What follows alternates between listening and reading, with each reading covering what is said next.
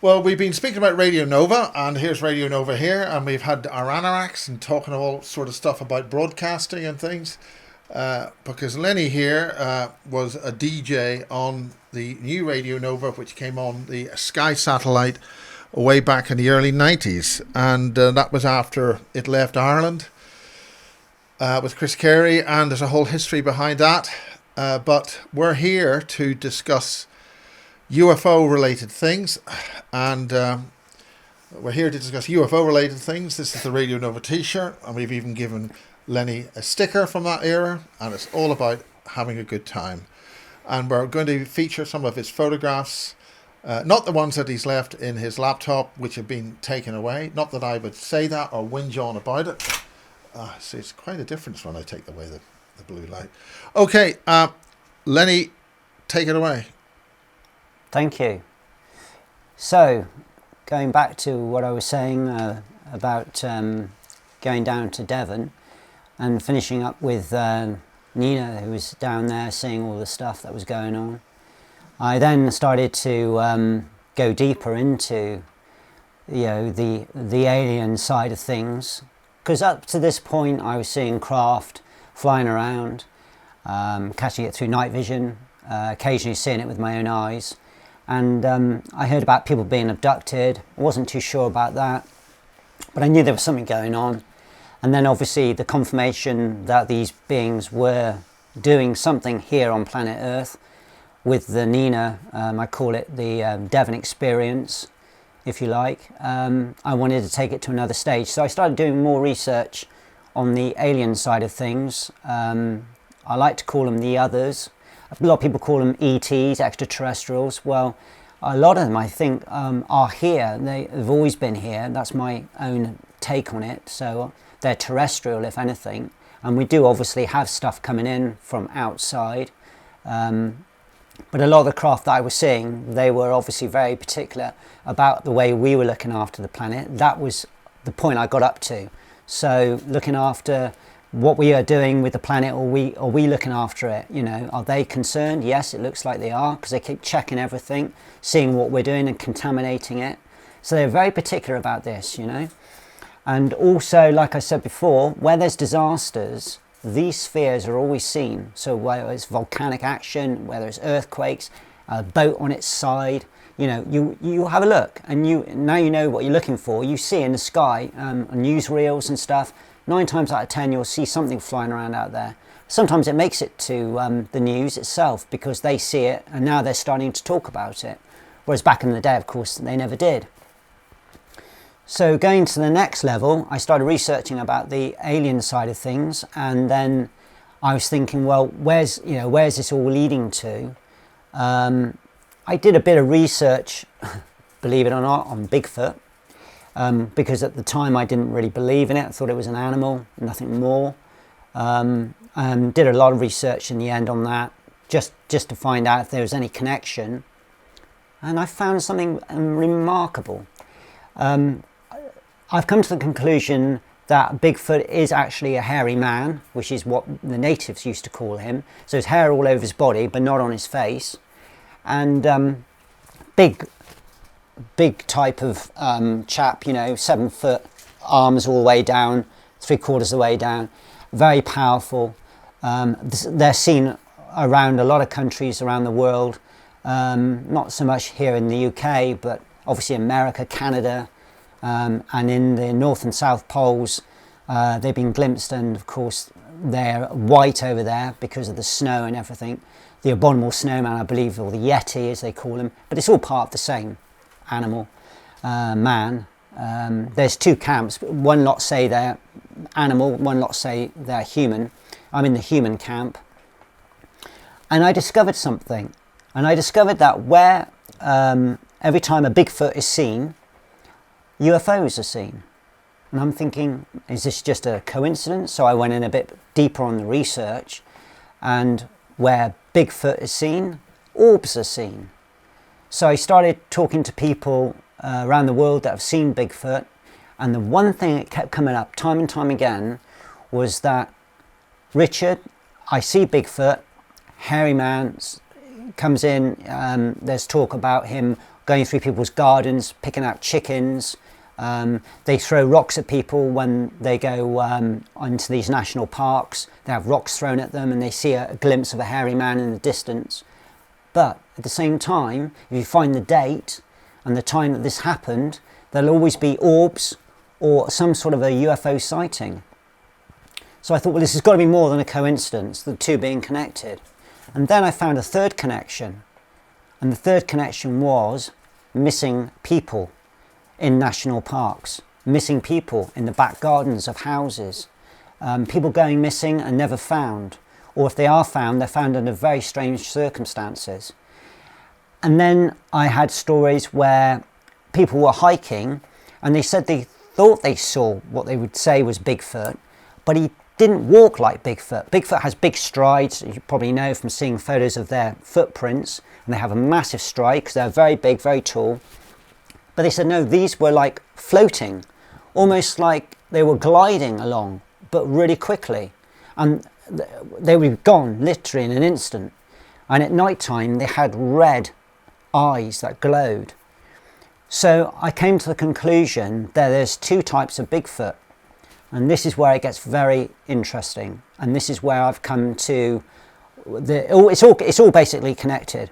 So the Bigfoot that glides along and doesn't walk like a man, in my book, is a hybrid. And what they're doing is, the ETs, if you want to call them that, are taking so many of these Bigfoot type men, and they're turning them into hybrids, and they're working for the ETs. And they walk differently, they don't walk, they glide, they move a lot quicker, they're obviously able to see in the dark, whereas the normal type of hairy men can't. They're just basically men that have got hair and are big. And then I noticed that where they're seen, people go missing. So I started doing research on missing people, and then it opened a whole new chapter, and then my research went big time. So I decided to delve deep into it. So I did a deep dive into missing people. So I met this guy called Dave Politis, who's got a YouTube channel called Missing 411 Can-Am, Canadian American. And he's a retired policeman, okay? And basically when he was a cop, obviously if they had a serial killer or something like that, they would put up what's called profile points. You know, does he go along doing the same type of murders? Is it done in the same location? Is the body, if it's found, in the same sort of state? So Dave decided to do profile points on missing people, and he went into national parks and he was talking to people that worked there. They weren't really telling him much. They kept zim about it, because national parks is a multi-billion-dollar business, and the last thing they want to do is tell you that there are missing people in national parks, because what's going to happen? You're not going to go there, right? So they all closed up. They didn't want to talk about it. But Dave knew he was onto something, so he started doing research on the people that did go missing, that was recorded, because every time a person goes missing, as you know, they have to put a police report out. And he did a deep dive in that. So I got talking to him, I started sending him emails, and I said, look, there's got to be a connection here somewhere, because I've done a bit of research, and where you've got cluster zones of missing people in national parks, I've got cluster zones of UFOs. And it just so happens that he'd already discovered this too. And he said, yes, Richard, that's basically it. I've noticed that as well. Where people go missing, there's always a sighting of a Bigfoot, usually, always a sighting of a UFO, and the person is gone. And 9 times out of 10, he is never found, or she is never found. And I've got a list here, and I've written it down because I want to make sure that I get the list correct, because this is very important. Because with missing people, there is a common denominator, and I'll show it to you, or tell you what I found. There's always a point of separation. So if I went out, say for example, with my wife, and I wanted to go to Yosemite, all of a sudden I'd be at the top of Yosemite taking photographs, and I will feel unwell. And I'll say to my wife, I'm just going to sit on this rock a minute, I don't feel too good. she'll say, okay, no worries, I'll just take some photos over here and I'll come back to you. And she'll literally be a few feet away from me. She'll turn away, take some photos, turn back to see if I'm okay still, and I'll be gone. And I mean gone. You know, and don't forget, you're on top of a mountain here and you can see for miles, sometimes hundreds of miles. It's a flat surface where they are. Usually there's not anything in the way, so you can see, if it's a clear day, you can see literally for 100 miles in any direction. And this person has literally just disappeared. There isn't a trace of the person. So you're looking around, you know, she's looking around for me, she can't see me anywhere, she's calling out my name. She'll walk down the trail a bit, still can't see me. She can't figure out what's going on, where is he, you know? And then it leads to her going to the sheriff or going to someone in the national park who then calls the sheriff. The sheriff then calls SAR, search and rescue, which is, of course, is what they do. They come out and they bring out helicopters, they bring out ground pounders, they bring out dogs, you know, cadaver dogs, bloodhounds that can smell death up to 10 miles away. They'll never find you. They'll never ever find you. And the thing is, what am I wearing? I'm wearing a leather belt. I'm wearing leather shoes. They'll last forever. So why can't they find it? Months go by, even years go by. Thousands and thousands of people have walked through that area where I've just disappeared from that rock and I'm never found. So Dave said, there's got to be something going on here. And I agreed with him. So I started doing research and we got quite a few profile points that happens every time somebody goes missing. That's one of them. There's always a point of separation. Usually if you're together, you're safe. As soon as you decide to sit down on a rock, or you maybe just want to go over there and your partner wants to go over there, you say you'll meet back here at a certain point at a certain time, one of you comes back, the other one doesn't. Time of disappearances, usually always about 4 o'clock in the afternoon. Not necessarily always, but usually it's always around about 4 o'clock in the afternoon. Always near boulder fields or near water. Okay, so in national parks you've obviously got boulder fields usually everywhere and rivers and waters everywhere. But it's usually always around about those sort of places that where people start feeling ill. Or they just want to rest for a minute. Or they just decide that that's where they want to separate from their partner for whatever reason and go off to have a look at something else. And then, of course, they disappear. Weather event. Well, this is a crazy one. Weather event. The weather's always usually great because usually, or you should check the weather before you go anywhere, especially if you're going into a big open space like a national park. But usually, as soon as SAR, search and rescue, are called, the weather changes. It's almost as if they want to hinder the search. They want to stop you from searching for that person. 9 times out of 10, all of a sudden it'll start to snow. There'll be a huge thunderstorm. It'll literally come out of nowhere and it'll just literally ground everything. Of course, that means you can't put a helicopter up. You can't put a plane up. Nobody can really search properly because the weather is so bad. So what do they have to do? They have to stop it and wait for the weather to clear up, which sometimes can take days or a week, by which time the person could be dead or whatever. And anyway, when they start the search again, they never find anything. This is crazy. This next, these are all profile points. This is what happens every time, near enough, every time. Always, if the bodies are found, because occasionally they do turn back up, they're always found in an area that's been previously searched. So say, for example, you go missing in your back garden. We'll use a back garden now rather than a national park because it happens anywhere. I thought to begin with when I did this research it was only national parks. No, this happens anywhere and everywhere. You could be jogging down the street. You could be walking down the street. Say you're in your back garden. You're having a crafty cigarette, okay, because you're not smoking in the house. Your wife is getting ready for bed. She says, okay, I'll be up in a minute, darling. And then she waits for him. Doesn't turn up, doesn't come back in the house. She goes back down, the door's still open. Go out in the garden, he's gone. Cigarette stub on the floor, he is gone.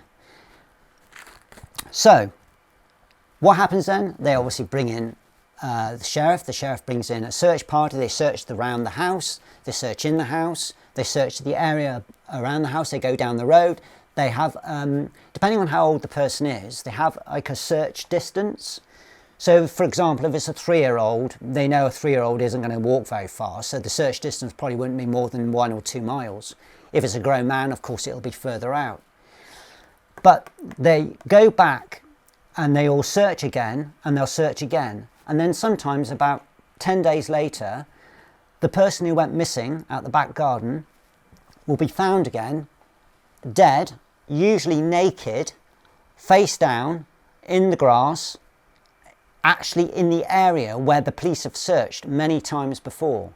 So what does that tell you? That tells you that that person that's now being found wasn't there 24 hours ago, wasn't there 10 hours ago, wasn't there 2 weeks ago.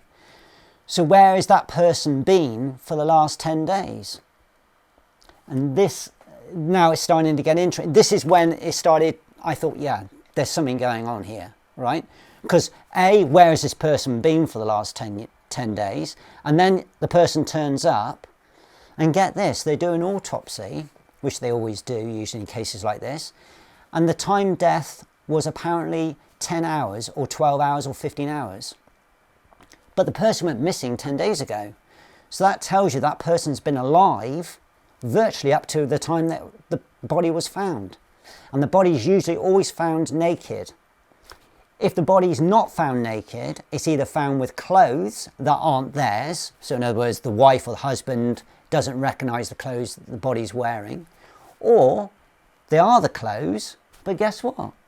They're inside out and they're back to front. So the body's found with a shirt that's inside out and round the other way, trousers that are either inside out or round the other way, and this is another crazy one, only one shoe on the foot. There's always a shoe missing. Sometimes they're barefoot, but usually they've got at least one shoe on them. And then I've got missing clothing. Then we've got a disability or illness. So a lot of people that go missing are brilliant, like they might be pilots, they might be teachers. Whatever's taking these people are very particular about who they take. So let me put it this way.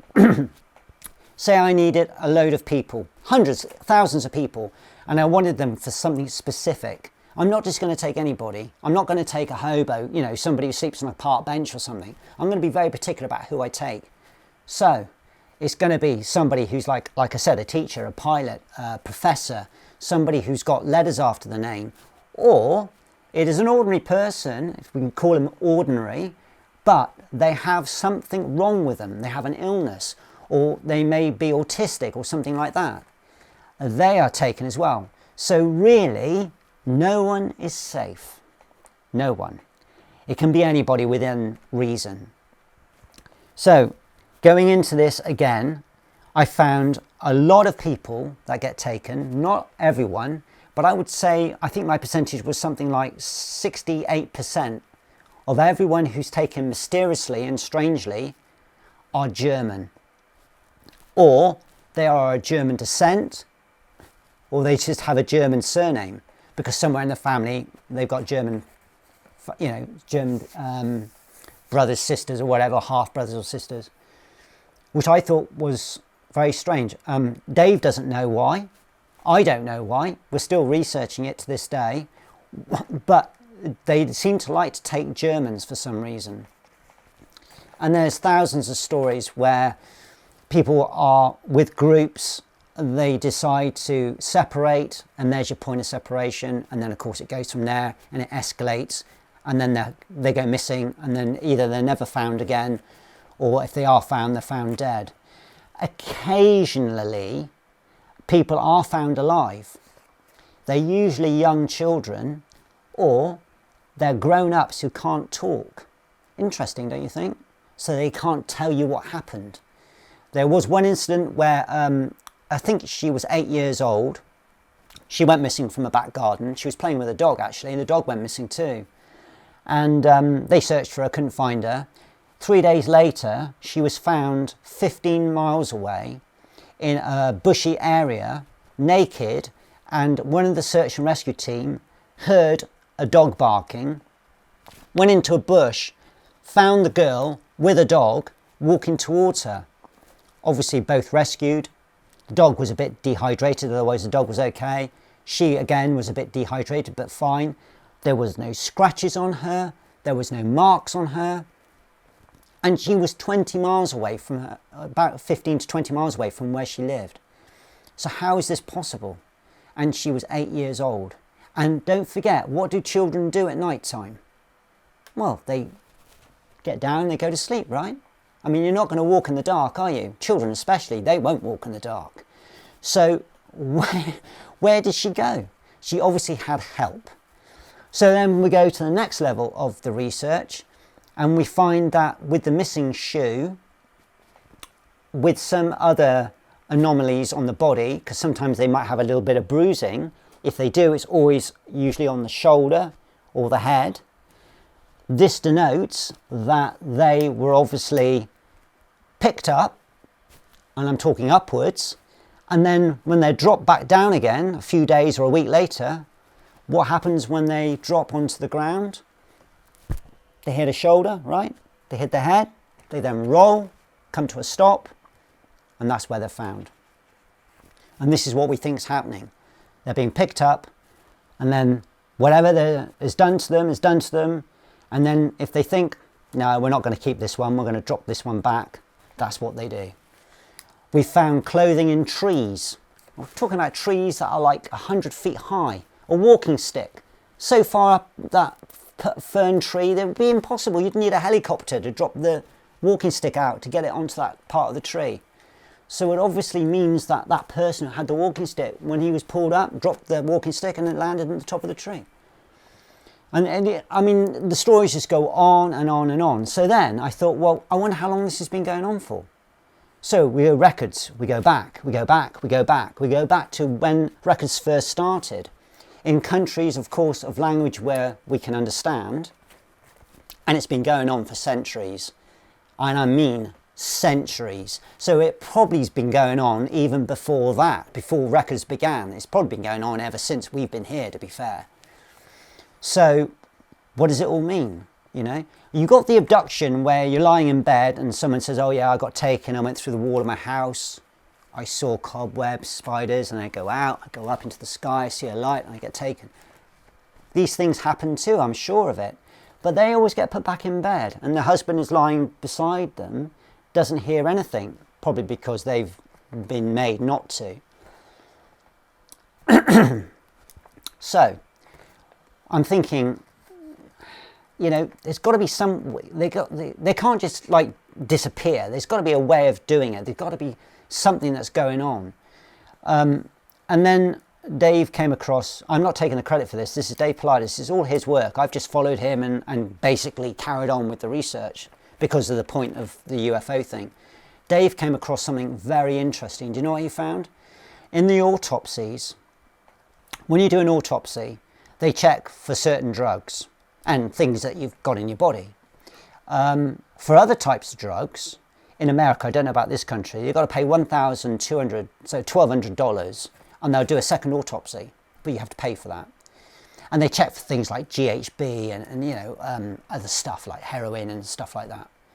And so one of the families weren't happy with the autopsy. They weren't happy. So they paid the $1,200, and they found that the body was completely full of GHB. Well, GHB is like a date rape drug. That's some people use like little tablets to put in somebody's drink to make them feel groggy, and so then they can obviously do what they want to do with them. Now, I don't know if you know this, but we all have GHB in our bodies. All of us, all humans have it, but it's a tiny, tiny little amount. And I think what they're doing is they're basically somehow manipulating the GHB that we all have, enlarging it, right? So we start to fill up with GHB. Now what happens when you start to take GHB, you feel that nauseous feeling. You don't feel well, you feel like you're going to be sick. Remember the story I said when that chap wasn't feeling very well and he sat down on a rock? That helps to start the separation process. The person may stay with you for a few minutes, and then eventually that person's going to say, well, look, you know, I'm going to have to get help. Oh yeah, I'm not feeling well, I don't think I can walk. And so of course they go off to get help, they come back, you're gone. So if you're completely full of GHB, do you know what happens? You can't move your limbs. You're awake, your senses are perfect like they are normally, you know everything that's going on around you, but you cannot walk, you cannot get up, you can't do anything for yourself. You're helpless completely. And that's why quite a few of these unfortunate beings that get taken and are brought back are found face down in 2 to 3 inches of water. And the autopsy says that they drowned in 2 to 3 inches of water. Well, of course, they were probably still alive. They get put down in this little pool of water and they can't move. So the inevitable happens. And the more you go into it, the more it makes you think, this can't be happening. There's got to be some other reasoning for this. So you start doing more research on it, and it comes up time after time after time after time after again. It's the same. That's why these profile points are so important, because every time a mysterious, I call them missing 411s now, you get people that go missing, of course, and they may break a leg or something, and they may die out there, because you break a leg out in the middle of nowhere, it's game over. Which is why Dave always says, if you're going anywhere, there's certain things you always do. You always tell somebody where you're going. You always tell them when you're going to come back. If you don't come back, you've got to make sure that person phones for rescue and make sure they do that on the spot. Otherwise, it's your life, But he always tells people to take a PLB with them, which is a personal locator beacon. Now, I think in modern day cell phones, they're built in. But, and this is another one as well, people have all got phones these days, and these people that go missing, they always find their cell phone either propped up on a shelf, popped up on a rock, or it's on the floor. The cell phone never goes with the person. It always gets dropped or put down. They never take it. That's the only thing. If they're going to find something, that's the only thing they normally find. They don't find anything else. A hunter goes in with a rifle in Canada to hunt for moose or elk. Elk hunters go missing all the time. And they never find them. They never find the gun. I mean, the gun will last forever, right? If it's found. That won't get eaten. There's no predation, by the way. A lot of people say to me, oh, well, there are probably bears out there, they're dangerous, they can attack. Yeah, I get all that. But there's never any sign of predation. There's no blood on the floor. There's no bits of remains of anything. There's no nothing. And then I go back to something else I discovered with the cadaver dogs. Why is it that the cadaver dogs, okay, they can smell death up to 10 miles away, and they've got a near much 100% success rate. You go missing in a national park, that dog will find you. Will find you every time. They got a brilliant success rate. In the missing 411, you go missing, the dog will get a scent, will start to hunt you down, and then all of a sudden it'll stop. It'll go around in a circle, and it'll sit down. And then because Dave has been talking to these guys, and he said, well, what does the circle sitting down mean? It means they've been taken up. In other words, what I mean is the scent stops there, and that's it. So they circle and sit down. That's as far as it goes. No tyre tracks, and usually in the middle of nowhere where a vehicle can't get to it anyway. So there's only one other explanation. They're taken up. Or they go down into the earth, and there's no way they can go down into the earth unless there's some way of going through it. So up they go. And there was one only incident that I know of. The chap passed away recently. Dave went out to Canada to interview him, and he said he was out hunting elk, and he saw this elk right in front of him, and he said it looked like it was a picture of an elk. It didn't seem to want to move. It didn't look real. It looked like it was a stuffed one. But he got his gun out and he went to shoot it, and as he fired the bullet, he saw the bullet coming out of his gun, and then all of a sudden it just stopped and dropped onto the floor, and the bullet was all crushed in as if it hit a brick wall, and everything went in slow motion. And then he said he saw a being that came out and spoke to him, and the guy said, that's my elk, and he said, no, we're taking it, we're going to take you as well. So they took him and the elk. Next thing you know, he's in this craft. He sees the elk over in the corner, and he says, I want you to go behind the screen. This is all done telepathically, by the way, just like at Nina's. He goes behind the screen, he gets stripped. They do something, they look at a computer screen, or what he calls a computer screen, and then they say to him, no, you're no good. We don't need you. We're going to put you back. And next thing he knows, guess what? He has been dropped only a few feet off the ground, but he was dropped, dislocated his shoulder. He was quite old at the time. I think he was nearly 70. And he rolls down a little bank. And of course, eventually he gets up, dazed, and he gets help, and he's able to tell his story. He goes to hospital. And he said to Dave, I think I know the reason why they didn't want me. Because he had a vasectomy. And they were obviously after sperm. In this case, anyway. That's what he reckons. And of course, he wasn't able to give it to them. So he was no good, so they dropped him back. But they dropped him back alive, not dead. They thought, I suppose, we'll give him back alive. And that's the only one that he knows of, and the only one I know of all the research I've done on missing people, that have come back alive and able to say it rather than not be able to say it. So this is probably going all around the world. I mean, this is probably happening everywhere. But obviously with the language barrier, it's very difficult to be able to do research of missing people in, other countries unless you can speak the language. So it's very difficult. But Canada, America, Australia, New Zealand, some bits of France, UK, Ireland, yeah, it's happening in all those places. So you can bet your bottom dollar it's happening everywhere else as well. I would say it's happening all over the world. So what does this mean? What's behind it all? And the only thing I can come to is that there is a reasoning behind it due to the fact that the people that are being taken are being turned into hybrids, and these hybrids are going to be used for when our planet is no longer able to inhabit us because of global warming. They will then put these hybrids to work and continue basically where we left off. And I'm not the only person that thinks this. I found an instructor at the University of Oxford in England who also claims the same thing.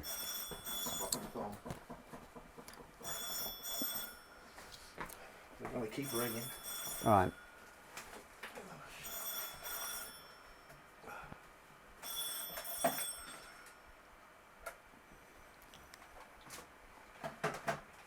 It's just flashing lights on it. Yeah, it's flashing lots of lights. Probably disabling my phone. Okay, continue. Sorry about that. Could you go back a paragraph if you can? Yes, well, I was checking out to see about the reasoning behind it all, and I'm thinking, well, they're obviously using them for something. Are they just using them to, make hybrid babies or something like that, And basically, there's this chap in University of Oxford called Young Hae Chai, who teaches there. In fact, he teaches English, I believe. And he says that the aliens are creating alien hybrids, or alien human hybrids as he calls them, as a hedge against climate change. So he agrees with me. And the government... He actually spoke at the Amash conference, actually. Oh, well, I think. Right, yeah. But it's interesting there that what you mentioned, that what you talked about there happened to my friend. We were talking in the break there with my friend Lawrence, and he... they were searching, there was a full mountain rescue team put out to look for him. And he was gone for about 3 days. I think it was 4 days and 3 nights. And when he was discovered, he was lying on a fairy, what they call a fairy field, lying on his back right behind a police constable. So talking about an area which had been searched, yeah. It's exactly what you've just said, and they took him back to it. They took it very seriously. I was phoned up in London about this, and I said I spoke to the police constable at 1 o'clock in the morning, and I had to say, look, what I'm going to say is going to sound odd, but we think he's been taken by aliens. Yeah. That police constable took it very seriously. Anyway, that's just a little story about the founding member of Energy 106. And he was on Radio Nova.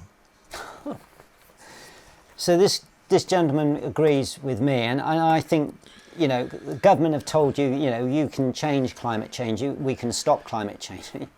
You can't stop Mother Nature. Yes, I know what we've done is we've probably excelled it and accelerated everything up because of what we are doing, but it doesn't matter what... Actually, we haven't. It's a natural cycle of 2,500 years. Yeah, okay. Of course. I mean, we may have brought it a bit forward a bit sooner, but at the end of the day, you can't stop Mother Nature. It doesn't matter what car you buy, what fridge you buy.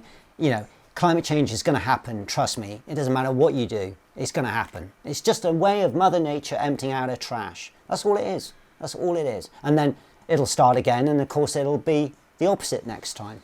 So you won't have the global warming. You have the Ice Age. In fact, by the way, the clock for the Ice Age has already started. It started a few months ago. Of course, we've got millions of years to go yet before that happens, and we won't see it. But well, we will actually. We can expect a mini Ice Age in 5 years. In 5 years.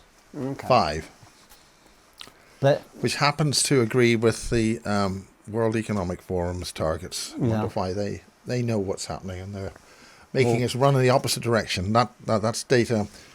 That's external data from a professor of Northumbrian University. Well, anyway, so basically, we're not. So when global warming hits, we're not gonna survive it. I mean, amoebas might, Sorry, I have to correct that. It's a natural thing. 3-degree temperature rise. It's going to go on for the next 600 years, and then it'll go back down 3 degrees. It's nothing to do with carbon dioxide. It's a natural cycle the solar system goes through. Yeah. All of the planets are going up and down because the sun moves closer to us. That's the key. Okay, sorry, we just did a whole thing on it on Tuesday. Okay. And so basically these guys are taking humans and turning them into hybrids so that when global warming hits, they will continue on and go from there. Obviously, that's only a theory of mine. We don't know if that's the real reason behind it all. But there are other, there are lots of other scientists who are saying due to a recent injection given to us, 6 billion will become hybrids. They are hybrids now already. Yeah. Oh, yeah. Self-ascending nanobots inside them. Yeah, they're but that's already a different among us. topic. Well, it isn't a different topic. It's exactly the agenda that's been happening already. Yeah, I do believe they're already among us, and they're putting them back into society. But whatever it is, they're obviously using us for a reason, and it's continuing. It hasn't stopped. But if you wear a personal locator beacon on your person, Dave said that no one's ever been taken with one of these connected to them. So that seems to be a deterrent. That's the only thing, though. I mean, you can have a gun with you, you can have anything. Well, again, it was very interesting. There was I think National Geographic or did a show with it. They had placed a camera on a squid because of the massive squid population off the coast of California. And the other squids attacked it because they knew it had something on it, like an implant. So they know that all these animals are far more sensitive and tuned in. So perhaps doing that, Barry Fitzgerald in Northern Ireland, he knew that the area that he was walking in the forest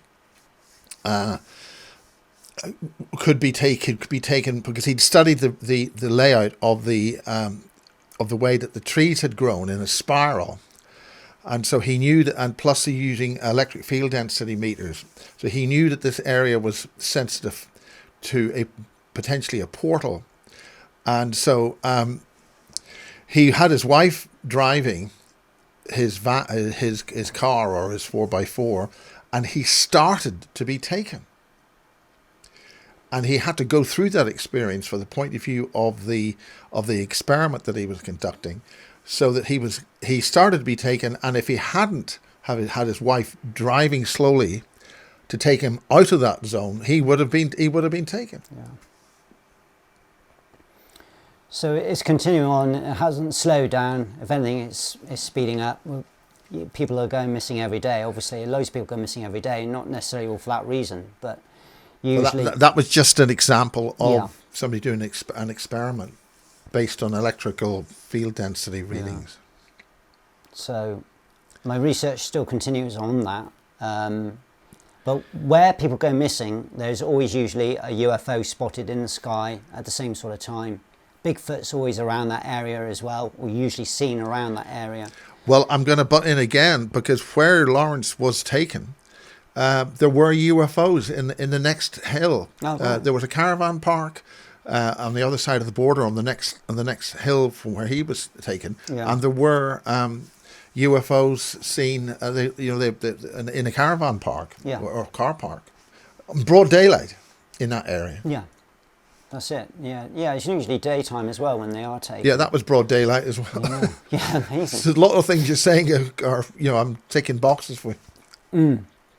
So there is a connection there. You see, it all seems to fit together like a jigsaw. So, and then of course, having my experience with orbs and fairies coming out at an earlier stage, where they were coming down in like a plasma ball. So just to tell you the story I had in my own experience. Again, it's amazing what you're saying. Some people were up on top of Silbury Hill, Yeah. and they could see there were things happening down at the base. It was the middle of the night, and there were beings which had assembled at the bottom of Silbury Hill. They shouldn't have been on the top of Silbury Hill. No. But what happened was there were two beings came out of West Kennet Long Barrow, which, if you're not familiar with the area, maybe we could go there before we go back. And they came out of the West Kennet Long Barrow, and they came down in a Merkaba, or a spherical energy field which had a Merkaba in it, and came towards them.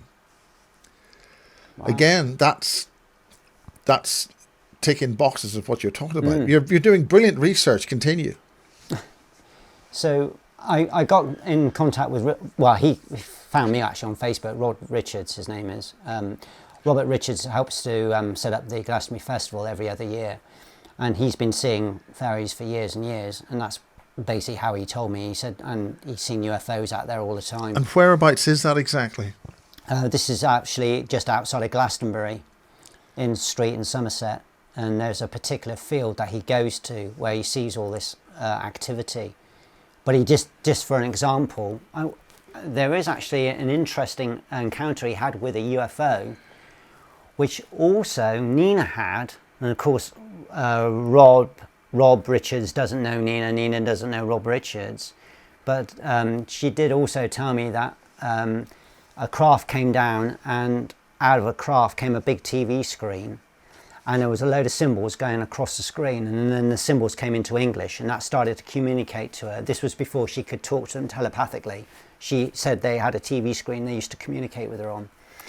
Well, Rob Richards saw this in Glastonbury Festival at 3 in the morning. He saw a light and thought it was a car in the field. He only had his pants on. He was in a trailer, and like a caravan. He runs out to see who it was, and he sees a disc landing in the field about 200 yards away from him. Out comes a TV screen, from left to right, gibberish going across like symbols, and then it turns into English, and it starts to communicate with him, just saying, don't worry, we're only here for a few minutes, we want to do something, then we'll be gone.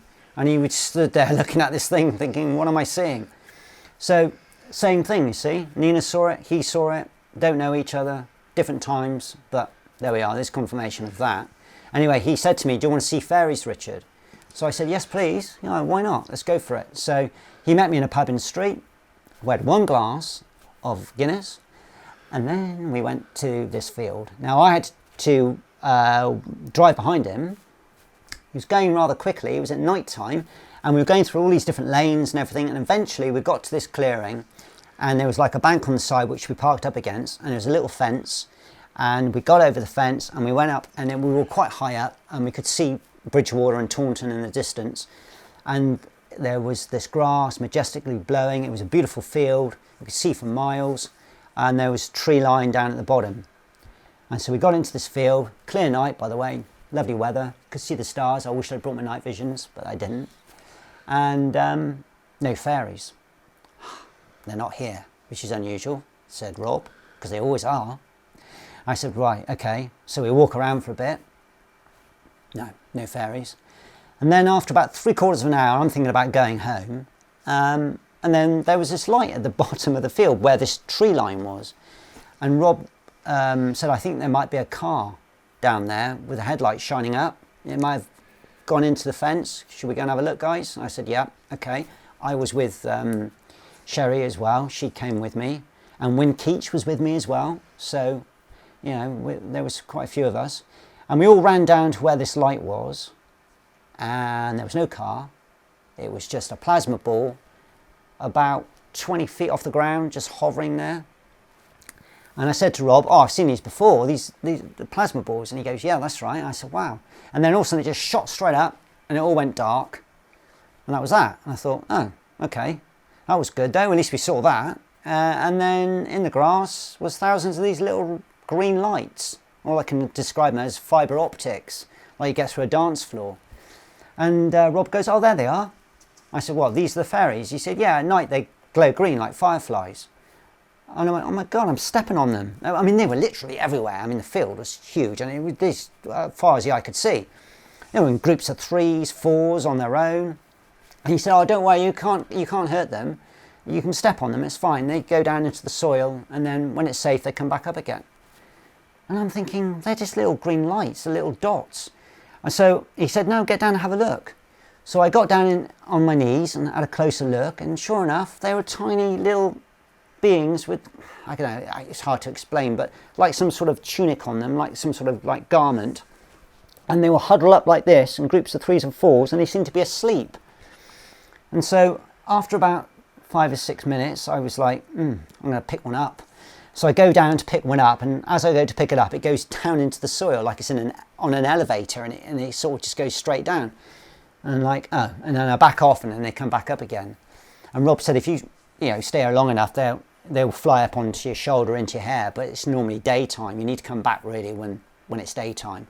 And daytime, they've just got like skin colour, they don't glow green at all. And that was my story about the fairies. And yeah, I took photos of them, but I didn't have a macro lens, so they came out as green triangles, unfortunately.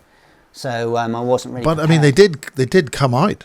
Yeah. They were photographable. They were photographable, they came out, but it was like little green triangles, because I didn't have a macro lens. But I mean, what type of being were they? Were they humanoid? I mean... Yeah, they just looked like, I mean, they were no bigger than, I mean, some were, I'd say some were about an inch long, and some were a little bit under an inch. I mean, they weren't like a Tinkerbell thing where they're like, 2 or 3 foot or whatever, or a foot long. They weren't anything that big. They were small. I personally thought they were fireflies to begin with, but we don't normally get them in this country. But when I looked down, no, they had, like a little, like arms, legs, tiny little fingers. And I said to Rob, I said, well, how do you communicate with them? Because you obviously can't speak to them, you wouldn't hear them.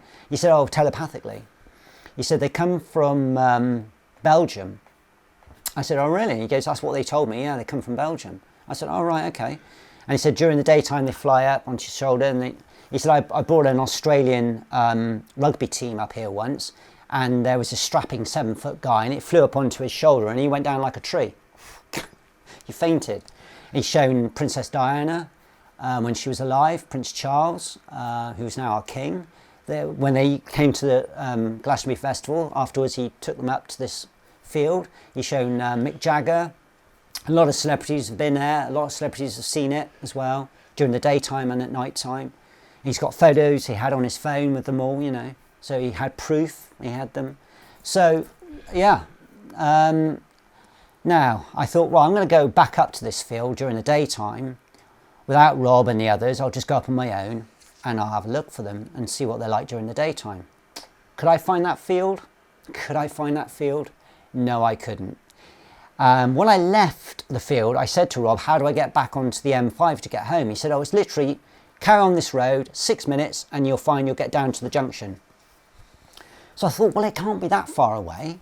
So I get off junction, I think it's 23, to go towards Glastonbury, and you just go up there basically, and it's 6 minutes from there. But no, I couldn't find it. I just could not find it at all. I've been back up there several times. And unfortunately, poor Rob Richards has passed away now, so I can't speak to him about it anymore. And obviously all his stories have gone with him.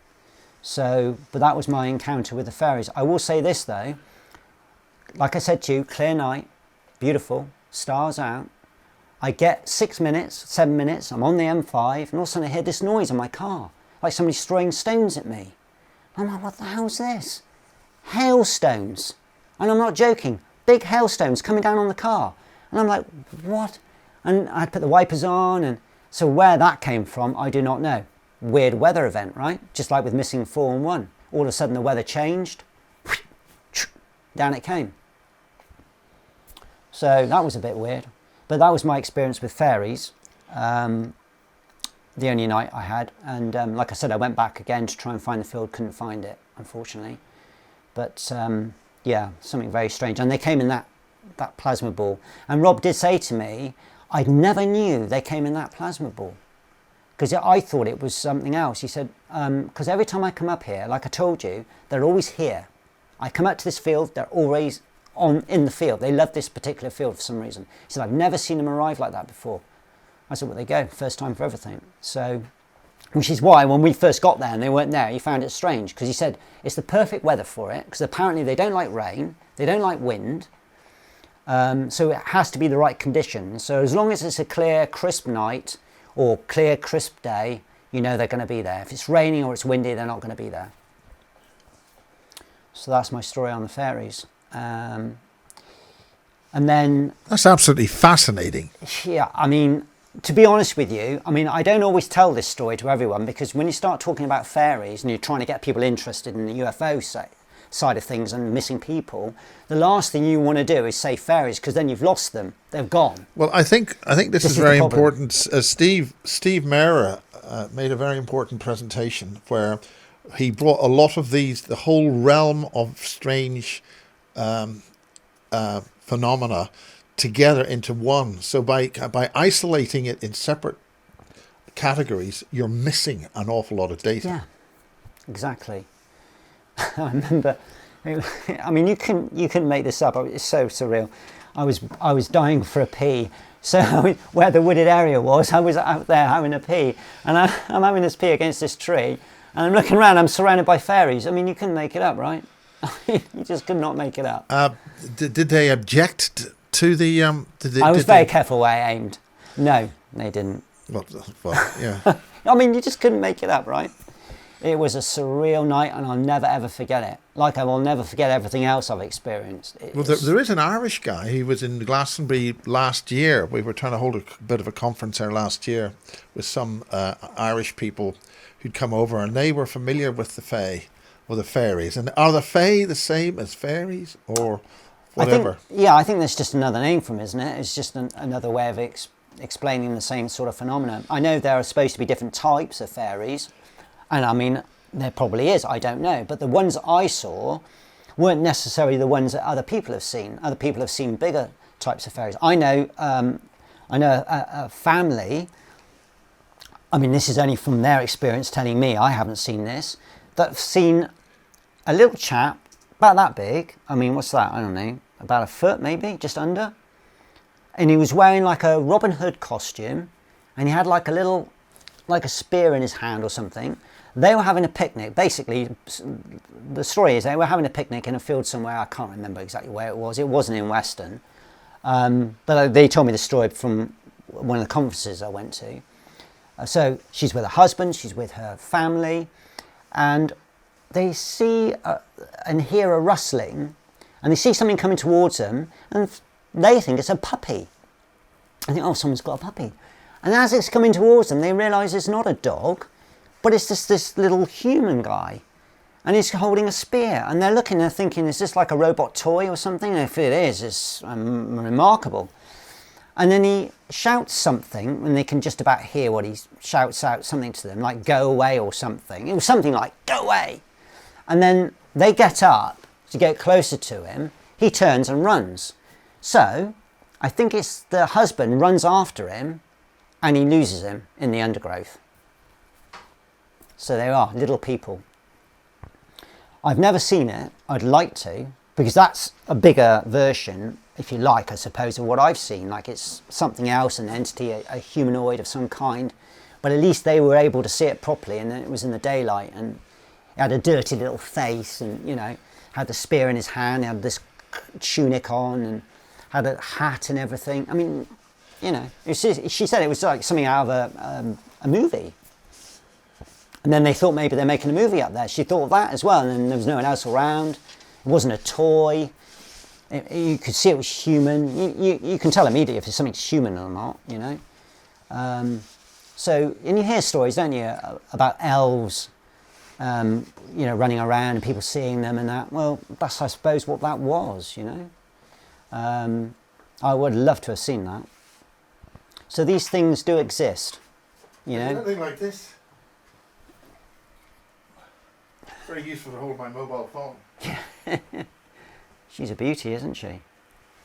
So basically, yes, on a much smaller scale. Yeah. The wings are the...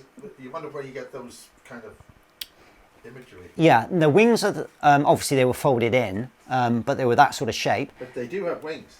Oh yeah, they have wings, 100%. This tunic is very similar.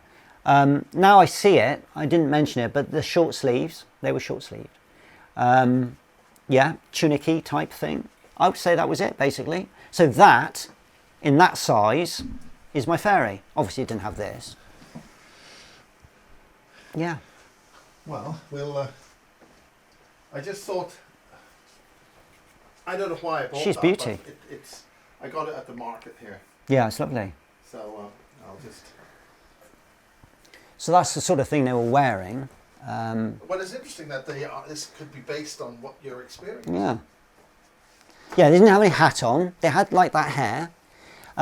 You could sort of tell that some were female and some were male. I don't know if there were any babies or children. I don't think so. I think they were all just like that, basically. And then they were huddled in groups of, like I said, 3 or 4, or there were some on their own. And how I could tell was because the light that was glowing from them was obviously bigger when they were in groups. And it was so funny. I was stepping on them. I mean, they were literally everywhere. It was almost as if someone had flicked a switch and the whole underground had these fibre optics. And all of a sudden it just glowed green, and then you get down in, and then you see they're not fibre optics, but they are little tiny people. I mean, there's no way you could fake that. And I said to Wynne, I said, well, this is genuine, isn't it? I mean, Rob didn't fake this at all. Well, Wynne is pretty, hard judgment. He's got a very perceptive mind and has an awful lot of stuff involving nighttime phenomena and things. Yeah, because he went with Rob. He was in the first car, and then I was with Sherry in my car, and we followed them. And she was getting a bit worried because she said, "Where are they taking us? Where are they?" And I said, "I don't know." It's like, but yeah, it was worth it in the end. It was a night I will never ever forget. And like I said, he was a lovely chap, Rob. It's a shame he's passed. So I found that out a few years ago. I don't know how he died. I can't remember now, but he wasn't that old. In fact, I think he was about 10 years younger than me. I think he was, yeah. Anyway, so that was the fairy story. Like I say, I don't tell everyone that story, but because I don't want to lose their interest in the whole subject. But yeah, it happened. It was real. And then going back to probably about 1990, my experience, the only experience again that I had, this time with the Men in Black, was in Weston-super-Mare, in Bleedon in fact, which is part of Weston-super-Mare, up the hill. Again, that's in Somerset. Yeah, up Bleedon Hill. There's a Roman road made by the Romans going all the way up, where the people with money have big houses, and it's lovely up there. And there's a pub halfway up which I go to called the Queen's. And if you come out of the Queen's, you can then go even further up, which gets you to the very top, and then you can see all over Weston. If you look the other way, you can sort of see over to where Bridgewater is, similar sort of views. And I was with my brother, and obviously he was into the UFO thing. And I thought, well, it's a clear night, we'll go up and have a look at some UFOs and see if we can see some. I didn't have any night visions with me, we just used our own eyes. We were quite high up, clear night. So I parked my car up, no one else up there. It was probably about, again, 9 o'clock at night. We're looking up like that. And all of a sudden we hear this car coming, and I'm into my cars, and it was a moonstone blue 3-door Ford Sierra Cosworth. Whew, straight past us. We had to move off the road, and it was bombing down the road. I thought, wow, that's something you don't see every day, because even back then they were pretty rare. And we carried on looking, and then we heard this rumbling sound, and we could feel the vibrations under our feet. My brother Jonathan looked at me, I looked at him, I thought, was that thunder? He goes, no, I think something's coming up the road. And I thought nothing more of it, we kept looking up. And then I could sense something was coming up behind me. And no word of a lie, there was this police car, what looked like a police car, coming up. And then about, I don't know, 12 to 15 cars behind it coming up. All plain clothes, nothing with police written on it. I can't remember what make of car they were. And they were all coming up. And the police car stopped, literally, the bumper of the car, it was a Rover, ST3500 I think, it literally just touched the shin of my leg. And I looked at Jonathan and I thought, oh no, we're going to get into trouble here for something, I'm sure of it. And we turned around and I went to the window of the car. He put the window down. He said, you all right there? And I went, yeah. He goes, so what are you doing, lads? So I went to say to him, oh, I'm UFO spotting. And something made me change my mind at the last moment. And I said, oh, we're just plane spotting. And he went, oh, right, I used to do that. I went, oh, yeah. Yeah, we're just like looking at planes, you know, seeing what we can see come over. And there was this little small talk going on. And while I was talking to this supposed policeman, all the other guys got out of their cars. And they're all standing by their cars. They're all in these like suits, plain clothes, you know. Some had hats on, some didn't. I thought that was rather odd because nobody sort of wore those sort of style hats anymore. Like the Dirk Bogarde type style. And I said, are these all with you, these people? And he goes, yeah, don't worry about those guys, they're with me. I went, all right, okay. I suppose you'll be after that Cosworth then, will you? And he said, oh no, we know about that car, no, we're not interested in him. I said, oh really? He goes, you seem to be going quite fast. Yeah, no, we've sorted that one, no, don't worry about him. So, and then he carried on talking to me, a little bit more small talk, telling me about the days when he used to plane spot. Anyway, while he was talking to me about that, I was sort of peering in his car, and I've been in a police car a few times, and I thought, this doesn't look right. That radio's not right. That looks false. And then looking at the sign on the outside, I thought, this ain't a real police car. There's something, you know, you just know, don't you? Gut feeling tells you if something's not right. I thought, this isn't a real policeman. It wasn't one of the ones with a pink stripe down the middle of it. It's like a thing used on movie sets. That's what it seemed like, a movie set. I was going to say, it seemed like it was something out of a movie set, yeah. But they usually, I mean, it depends. Sometimes they get them right, sometimes they don't. But there was something about it, it just did not look right. The radio wasn't right, and it wasn't working by the looks of things. His uniform was a bit odd, because like I say, I've seen and I've been inside a police car, I know what they're like, and I started to get a bit worried. I thought, this isn't going to end good. Something, I don't know, it's just something that just told me this, we got to go sort of thing. But then I thought, well, I can't go. My car's parked up on the side. I can't get out. They've blocked the whole road. I mean, as far as I could see, there was cars and people, you know, these guys in suits. And then the next thing I remember is being in my car with my brother, taking him home. And driving, I said, oh, that was an interesting experience, wasn't it? And he went, yeah. But I don't remember them leaving. So how do they get back in their cars? How do they back up, reverse, turn around, go? I don't remember any of that. I don't remember saying goodbye to the policeman. I don't remember him moving his car around and going back the other way, because you couldn't get out that way. You had to go back round and come back. There was another entrance where that Cosworth came from, but they wouldn't have gone that way. To get back into town, you'd have to turn around and go back.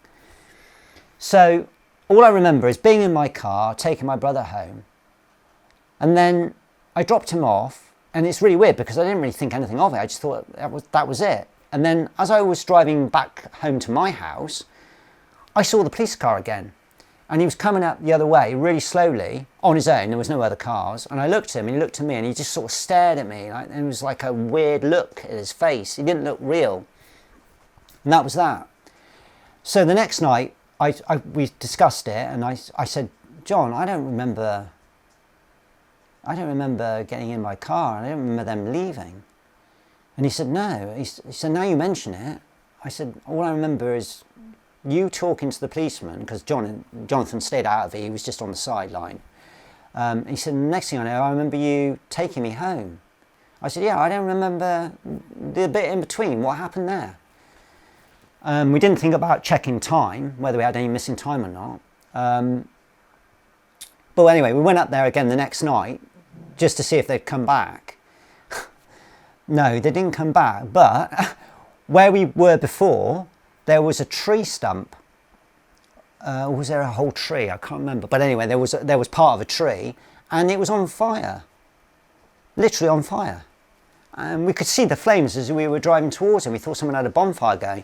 And you could see like a black line going down it, as if lightning had struck it. But there had been no thunderstorm. And that was weird.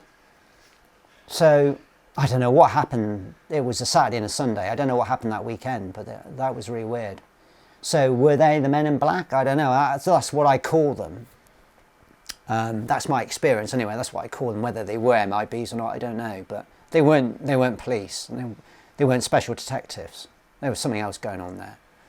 And it was weird how they came when they did and only wanted to speak to us, and that was it. And it's like, you know, if they were stopping off to have a break or something, why were there so many of them, you know? No, that was a really weird encounter. Again, it's strangeness that I've never experienced before. And I call it my Men in Black experience. So that was in the 90s that happened. And I know a lot of strange UFO sightings have been caught up there as well in Bleeding Hill. In fact, I believe there are ley lines going across that area. Because going back quickly to the Nina one, I did a bit of research on her house when I got back, and I found that the Michael and Mary ley lines, which are the big ones, go straight through a property and end up at Stonehenge. So maybe that's why a lot of the energy was coming out through her home, and I saw a lot of stuff and she was seeing a lot of stuff as well. But I know we got something very similar near to this Bleeding Hill where I saw these men in black. So that was an experience I won't forget. Yeah, so going on from that, just doing more research on my UFOs, you know, seeing how they're evolving over the years, how they're changing, how they seem to be doing a lot of scouting, a lot of checking out, coming in and out. And then I came across rods. I don't know if anyone knows what rods are, or skyfish. Well, what do you think they are? What do you say they are? I say they're a living organism, but what do they feed on? Where do they go when they die? No one's ever caught one. And everyone seems to poo-poo it now and just say that they're just insects. They're crane flies. They're not crane flies at all.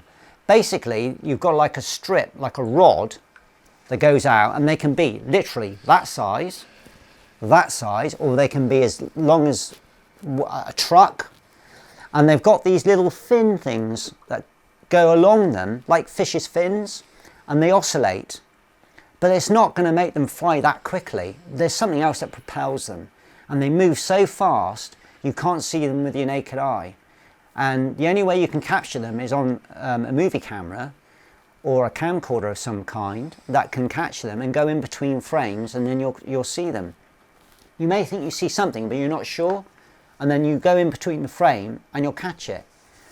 Now, I've got some photos. I've got one that I can show you in a minute, which was funnily caught up near where I live. But I started finding them in movies. And yeah, they like Clint Eastwood movies. Actually, I'm going to interrupt you there because when I was at Sky Sports for a long time, the production team of the Soccer AM people on Sundays, they were man into all the stuff that I was talking about. Hells Bells, who's the presenter, she had a Toyota Supra and I had a silver Toyota Supra, so we got talking and all that sort of stuff. And they were fascinated by the rods.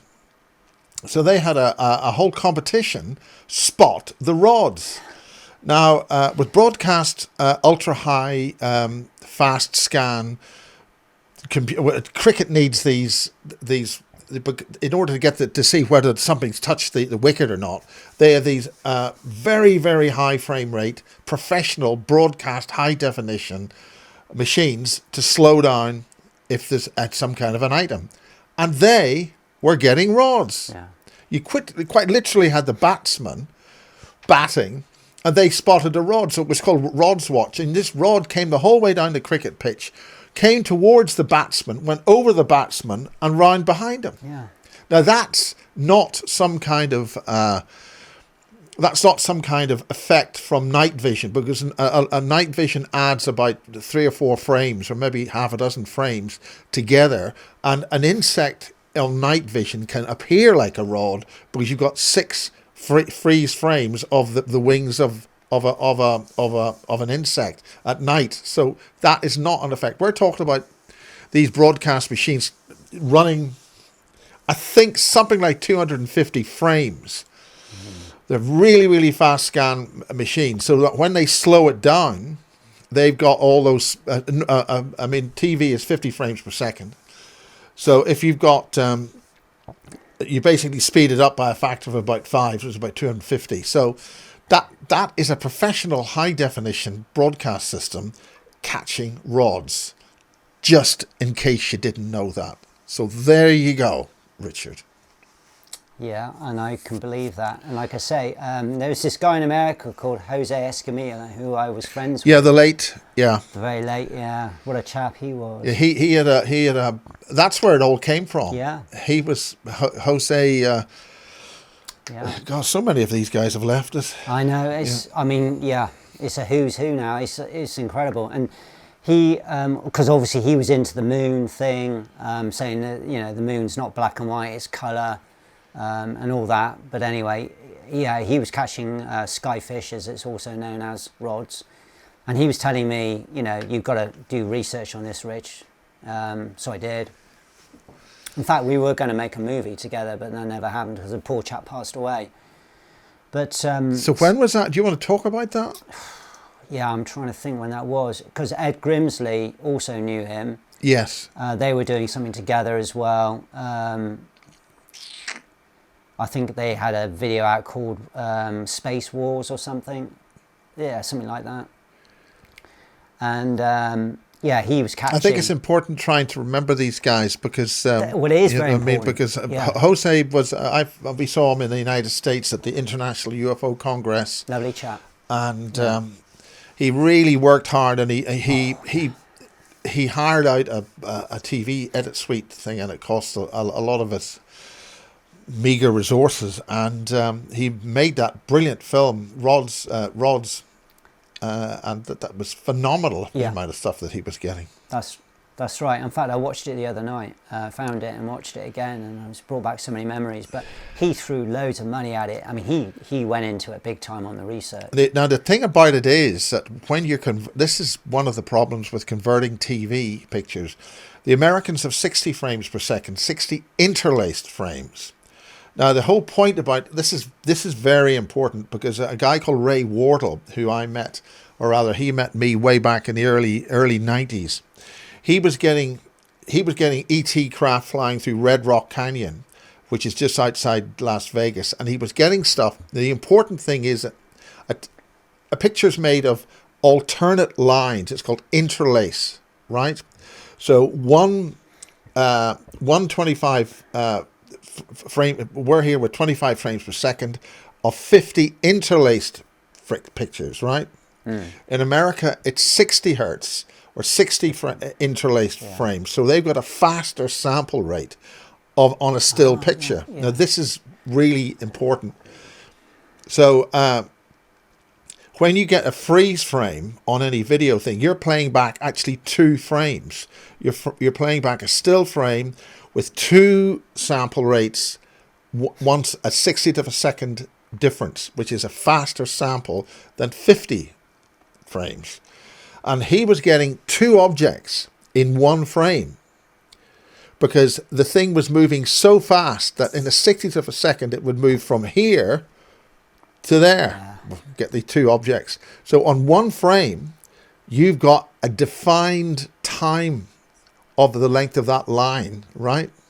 Or that group of lines. But basically, in a 60th of a second, it will have traveled this amount in so many microseconds. These things were traveling at maybe 3,000 to 5,000 miles an hour. low level through Red Rock Canyon. So Yeah. that's but the problem is when you convert that into from the American system into our system, you're going to get fuzzy pictures because you're averaging out or frame dumping you're dumping 10 frames. So that's when it gets very technical, but you got to understand how the picture's made up. But that's what Hosey was getting. So he was shooting at 60 frames or NTSC. So he was getting a faster frame rate. Yeah. So he was picking them up. Does that make sense? Yeah, it does. And like you said, the quality obviously differs, but they were being picked up back in, I believe, the 60s.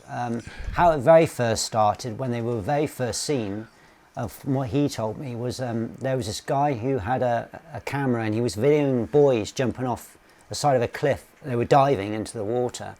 And he was catching these things and he wondered what they were and he was trying to get rid of them because it was ruining his image. And that's how it basically started from that. Yeah, I remember that. You remember that, yeah. So just going back to saying, I'm watching these movies and I'm like, was that a rod? Whiz it back, yep, that's a rod. The Eiger Sanction was the best one with Clint Eastwood as they start to hike up the mountain before you get to the snowy bit and straight across like an Exocet missile. Sun shining off it, beautiful. You can see colours on it. I've never seen a rod like it in my life. It was beautiful. So what was that? Was that a movie? Yeah, the Eiger Sanction with Clint Eastwood. And do you know what? I've been telling everybody to go on there, watch it, you'll see it. I've even said whereabouts in the movie it is, the time frame where you got to go to just to see that rod. And I watched it just after Christmas. And guess what? It's not there anymore. Well, there is a problem with the number of times you see a film. So, I don't know Because whether it's 24 frames per second in the film, and when you see it... Yeah, I don't know. Maybe because they cleaned it up, and it's now in higher definition than it was when I first saw it. They probably have. And I think that's what it is, and they've got rid of it, and I thought, no, this is where it was, this is where it was. It went across there, and there's just nothing there. So if you've got an old first copy of the Eiger That'll be in VHS or something. You'll see it. Guarantee 100% you'll see it. Ones where you can still see it, and they haven't taken it off, the very first movie, and this is quite funny, because Steven Spielberg said he's never seen a UFO. I suppose you could say a rod was a UFO, right? What he doesn't realise is he's actually caught one on his very first movie that he did, which was Duel. And it's 3/4 of the way through the movie, and the truck's not in it. I don't know if you know the movie Duel, where a truck is chasing a car. I can't remember the actor's name, but they are brilliant actors in it. And the car's going along a dirt road. Steven Spielberg's got his camera off to the side, so you're on gravel, and he's panning down, getting a nice pan shot of it. As the car's coming along here, you see a hare run out and go across, and then you see the rod, and he goes right across the road in front of the car as the car's coming up. Beautiful. And that's still on there. I watched it 2 weeks ago, I think, something like that. And yeah, it's still in there. Also, Kelly's Heroes, another Clint Eastwood movie, it's in that. But one I found over Christmas, which I never knew, was Goldfinger, James Bond. And then I thought, that makes sense. Because it was the scene when they're in Switzerland, just before they go back to Pinewood. When you see Auric Goldfinger's hideout, they use a building and it's actually in Switzerland, not in Pinewood. And he's driving the DB5 down, and I'm like, wow, what was that? I thought, that wasn't birds. I wind it back, and 2 rods flying across the sky as the DB5 is driving towards the camera view. And then after that, you're then in Pinewood, because the rest was done in Pinewood. And the reason why I wasn't surprised was because I've got a friend called Tristana who has a watch channel on YouTube, because I'm into my watches as well. He went to Switzerland to one of the, I think it might have been Rolex. Anyway, he was sat out in his hotel on the veranda showing the watches that he brought with him to show. And behind him you could see fern trees and the mountain in the distance. And there they were, 2 rods flying straight past in the distance. And I've got that. So there's, again, that's Switzerland. They seem to like Switzerland a lot. And also there was a TV show in Weston-super-Mare, one of those antique road shows. This wasn't a rod though. He's right by the Tropicana on the seafront. Summer, blue sky, beautiful day. I happened to just watch it. I thought, oh, I'll watch this one. It's Western Supermare. Haven't seen this one. And I thought, what was that? Was that a rod? And I wind it back. No, it wasn't a rod. It was a triangle craft shooting right across in the camera view. And I started to think about this. It's almost as if they know where the cameras are pointing and they're going, hi, look at me. Because they always seem to get them in a shot somewhere along the line. So it's one of two things. Either there's Who knows? Who knows? It's either there's so many of them that the chances are pretty good you're going to catch one, or they know when they're filming and they want to be seen in the camera. And so there again, once again, you know, the presenters starting the Antiques Roadshow here on the promenade, Western Supermare, and there's this triangle craft flying across the sky. Again, I've got a photo of one of those which I can show you. So yeah, so they're on movies, they're in documentaries, and there is one I've got to just tell you, it was huge. I'm into golf, and I always watch the Masters, and the Masters is coming up actually in April next month, and this is going back. I remember it. It was 2013, and they were going to a break, and back then when they went to a break, they showed the clubhouse. You know, got the stars and stripes flapping in the wind, you know. And I'm like, what the hell was that? Massive, great big dark thing flying right over. It was huge. And I thought, nah, that's got to be something. So I wind it back. We're in a break now and I don't want to miss the Masters, but I wind it back and it was a humongous rod, the biggest one I've ever seen. It was like a jet plane, and it was huge. It was thick. The rod was like a proper thick rod. It had the, you know, these fins coming out the side of it, straight over the clubhouse. It was incredible. Now we've assumed that rods are small things, but are you talking about maybe a Draco? Like I said ship? earlier, they can be small. They can be they can be huge. They're all different sizes. There are cine home movies of door open, the front and the back, summertime, and one flies through a house, through the living room, out through the back garden, and where children are playing. Caught on a camera when they're videoing the children playing. They see them coming through the house and then out the other side. And then, like I said, you've got these massive big ones, huge. So they're all different sizes. I think they mainly are up really high. I think they're up like 40, 50,000 feet, but they do tend to come down, right down to like street level almost. What do they eat? Do they eat like insects that are in the air? I mean, like birds do. I mean, do they poop? How do they? You know, what are they? Are they? I think they're a living organism, definitely, and I think I had a dragonfly that size. Yeah, huge, but at least 6-7 inches long, and it came in here, said hello, and I had it on a big piece of cardboard, and brought it out. It was a massive thing. Beautiful, unbelievable. Yeah. Yeah, so you can get them all different sizes, and they're still here. They're still flying around.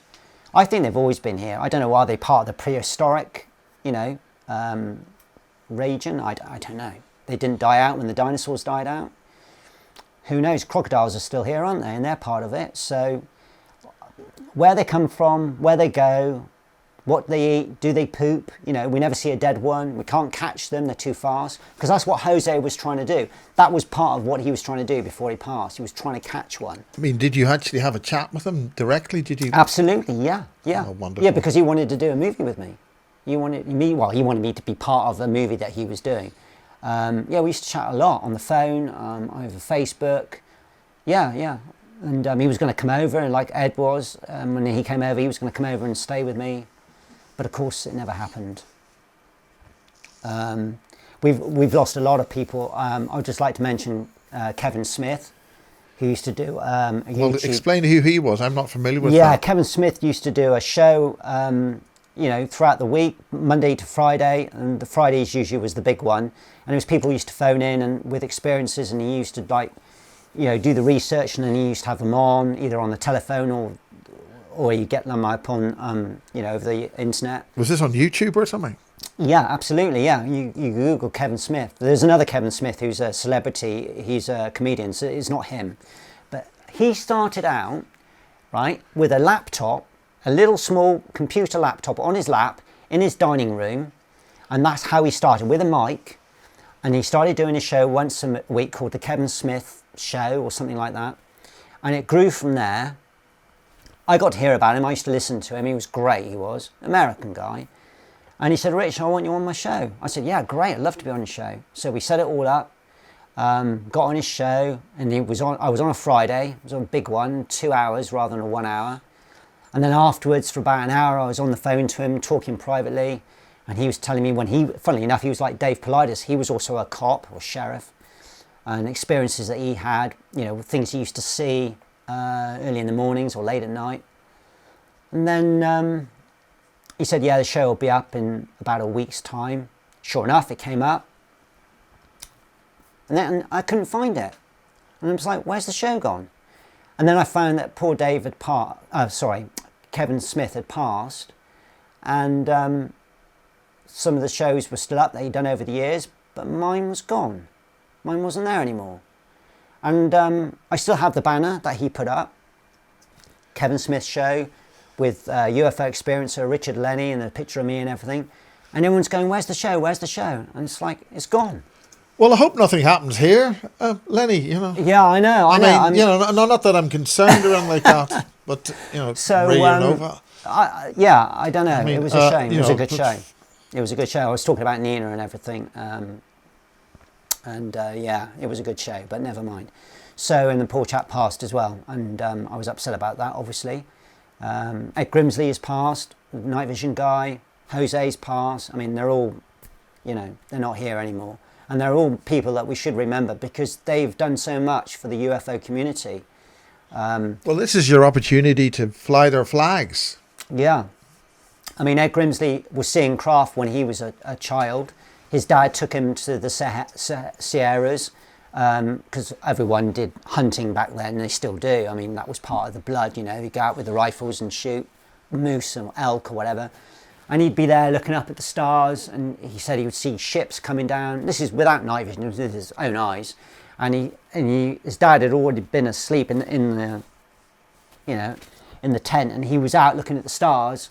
And he said that 2 craft came down, and he waved to the craft, and the craft dipped like that and went back up again and flew off. So he ran into his dad. He told his dad came out, and they just laid back up, and they just watched all night as these craft were flying around. Whereabouts was this? Up in the Sierras, where all the mountains are in America. I can't remember exactly where it was. He did tell me, but up there and high up in altitude. But it was in the summer, so it was still quite warm, and it was hunting season. There's quite a lot of stuff appeared over Salisbury Plain coming in. Nothing military happening there, of course. No. Salisbury Plain, full of army bases. Yeah, that's right. Yeah. Well, usually where there's army bases, Warminster and all that. Yeah, there's always something going on, isn't there? Things flying around. And why shouldn't there be? Exactly. Why shouldn't there be? So anyway, later on in life, Ed Grimsley wanted to see them, more clearly, and he thought, well, because they use night vision, and of course on their rifles, you see, with the scopes, to shoot at night. And he thought, I wonder, if, maybe I can see them clearly through that. So he got a scope, a Russian-made night vision, he could see them clearly as anything. And that's how it started for him. So he was known as the night vision guy, and that's how I got to find him. Where exactly was he? Was he near Mount Shaska or something? Maybe I'm completely wrong there. No, I don't think it was there, although that's a very strange place. Yeah, I wouldn't recommend going there. They don't. In fact, they tell children not to go anywhere near it, and don't climb further than the first level. And apparently, you've got to pray to the mountain before you go up it. Say, please, is it okay if I climb you? Mount Shasta is a really strange place. A lot of people have gone missing there and never been found. That's a cluster zone just there. Crazy place, weird place. But Ed was on the internet with all this, and like I said, I got his number and phoned him and chatted to him, and he told me, you got to get night visions. That's how that started. So he was night vision guy. Jose was the rod guy, and I took that forward. So all these people should take credit because it's not me. I'm just, learning from these people. I'm the pupil. You're doing a very good job, Lennie. Yeah, I'm the pupil. They're the teacher. And I just literally took it to the next level and carried it on from when they've obviously passed, And when they were alive, we obviously worked together. And Leslie Novak, he with the with the orbs, being able to see them during the day through the camcorders and the filter, the massive filter. Brilliant, brilliant. But now, when people say to me, well, how is it I don't see UFOs during the daytime? I say, yeah, you can. This is what you need, this, and there you are, you're up and away. Well, there's a lot of new technology cameras, full spectrum cameras that see in the ultraviolet and the infrared. Yeah. They're well worth having. I think Absolutely. That's what John Walston has been talking about. We were looking at his book earlier. Have you been able to do anything with John Walston? Absolutely, yeah. I've done quite a bit of research with him. In fact, we've worked together 3 times, I think now, 4. He always helps me out because he's got the... I discover there's something not quite right with something I've seen. So then I phone John. John goes, let me have a look at it. He looks at it and then takes it to the next level and does what he does. And then between us, then we come up with whatever. But yeah. Well, so, I gather he's had a donation of some former Russian night vision stuff. Yes. From the old little tank in Ukraine that's been got, and he's got a couple of those. Pretty good stuff in broad daylight they're getting now. Absolutely, yeah. He's getting a lot more stuff in daylight, but his telescope he's got in his back garden is amazing, and the stuff he was catching. And actual fact, I said to him, you're always looking at the moon, John. Can you please put your telescope on Aristarchus, the crater? He said, yeah, sure. Why is that? I said, well, when you look at the moon, every time you see the moon, in movies, wherever, it doesn't matter where, you'll see a full moon as a clock. If in the UK anyway, this is, if you go to the 9 o'clock position, you'll see a bright light, a very like a bright white light dot in the moon. He said, yeah. I said, well, that's Aristarchus. Now NASA is saying the reason we can see that light from here on Earth, because the moon is 63,000 miles. A quarter of a million miles. Yeah. Round figures. The reason we can see it is because it's got phosphorus around it. It glows. And the light obviously travels, and we can see it from here on Earth. So he zooms in. I say, I've seen the craters in NASA's craters of Aristarchus, and it's just a dead crater. Nothing special, it's just a crater. So anyway, he gets his telescope on it, and he said, yeah, can you send me the photos that NASA sent, that you found? I said, yeah, sure. He said, no, they're nothing like that. I said, well, what have you got? He said, well, look at this. It comes back.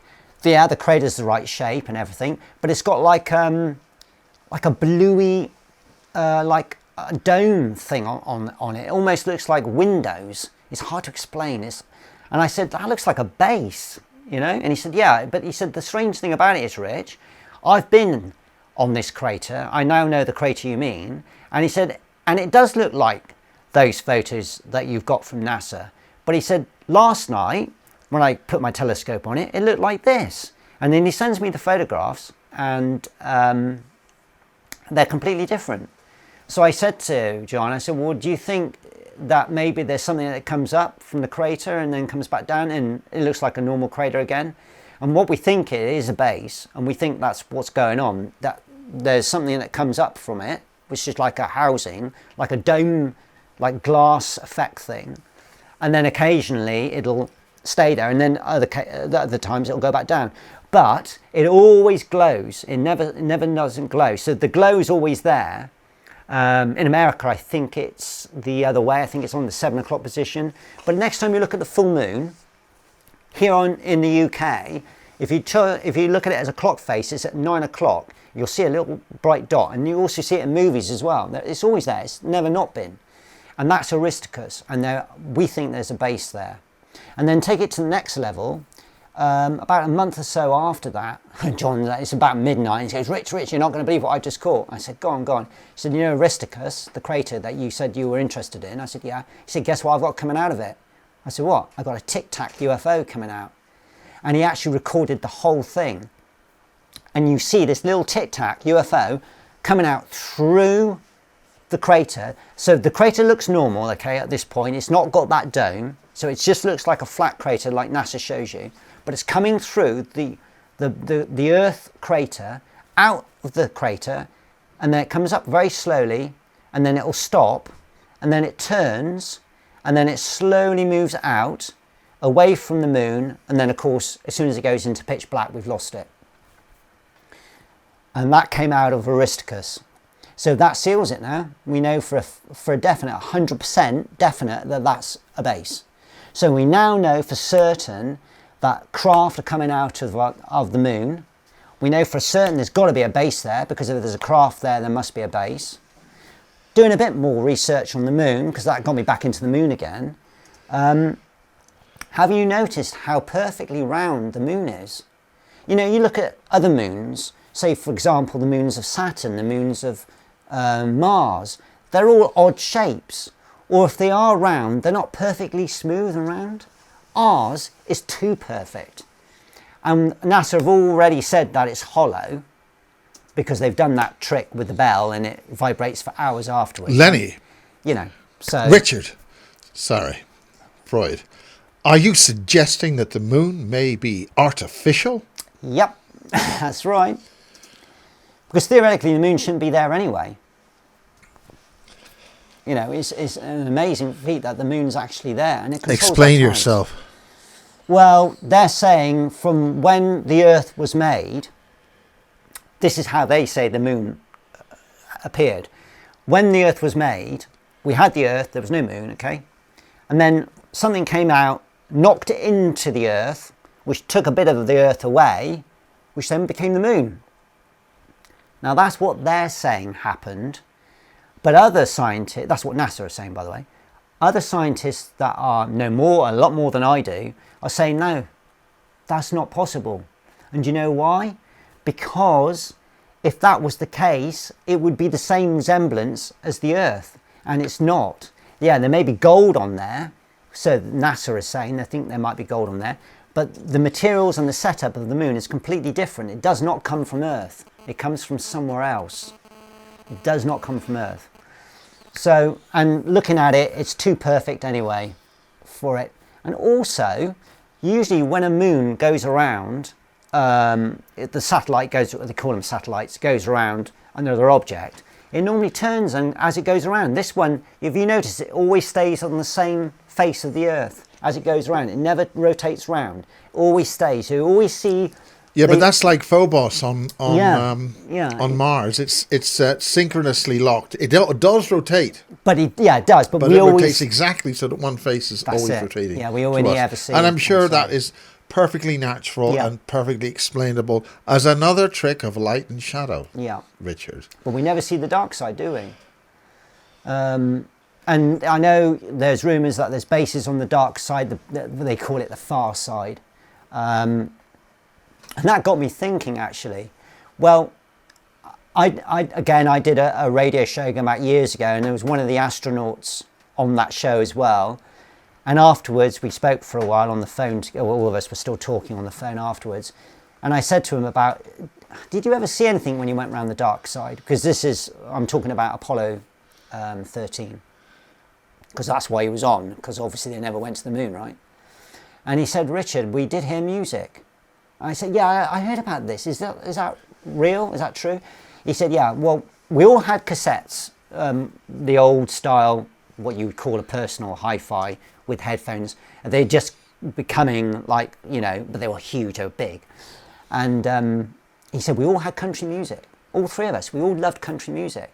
I said, right. He said, this was opera. I said, no one had opera. I said, right, so you heard opera? He said, yeah, and it wasn't coming from inside, it was coming from outside the craft. I said, well, that's impossible, because in space, sound can't travel through, it needs a vacuum. And he said, yeah, I know. And this is why we were all like, what's going on? And we were about to tell NASA about it and everything, and I don't know whether they did or not, but... yeah, they didn't go into it in great detail. But Richard, we all know that on 2001: A Space Odyssey, they're playing opera music, so probably maybe. Yeah. I'm sorry, that's being slightly sarcastic. So then I said to him, and I don't know why I said this, but I said, "Is that why Apollo 13 never landed on the moon? I know you had the problem with the oxygen thing; it exploded." I said, "Was this all done purposely? So you had an excuse to go around the backside of the moon, see if there was any bases around there?" And he didn't say anything. He just said, "Oh, who knows?" I mean, they did go around the whole moon if they went there, but I don't think they did with that. No, they went around the backside of the moon because that was the whole point, wasn't it? To catapult them so they could get back to Earth. And I'm saying, my theory is, was it all a setup?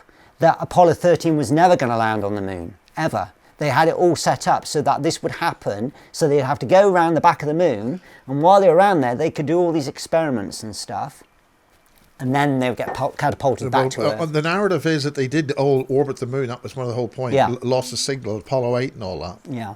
That's true. They did do that, didn't they, with the other ones? But maybe that's there because... may be people who has a different view on that. Yeah, who knows? Anyway, yeah, they heard music anyway, and it was crazy.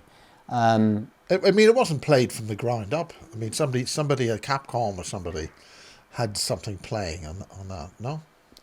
They said it was coming from outside the capsule. Oh. Yeah. And like he said to me, "You're right, Rich, that's physically impossible." And I said, well, yeah. I mean, for a start, we probably wouldn't have heard it anyway. And secondly, you can't play music you need a vacuum, you know? So, I mean... I don't know. That was a strange one. But he you know... He Lennie, was adamant. are you familiar with Capricorn 1? Yeah, I went to the cinema to see it. Maybe he was trying to tell you, whistleblow, that the reason why there was music coming outside was because of Capricorn 1. And then another bit of information I got from him, because he obviously wasn't in Apollo 11. Is that Jim Lovell you're talking Yes, I believe it was Jim Lovell, yes. Jim Lovell, yeah, decent sorry, guy. I couldn't remember. I know it's terrible. I can't remember my astronauts. He was Apollo 8 and Apollo 13. Yeah, that's correct, yeah. So I said to him about, is it true that in Apollo 11 they saw a UFO?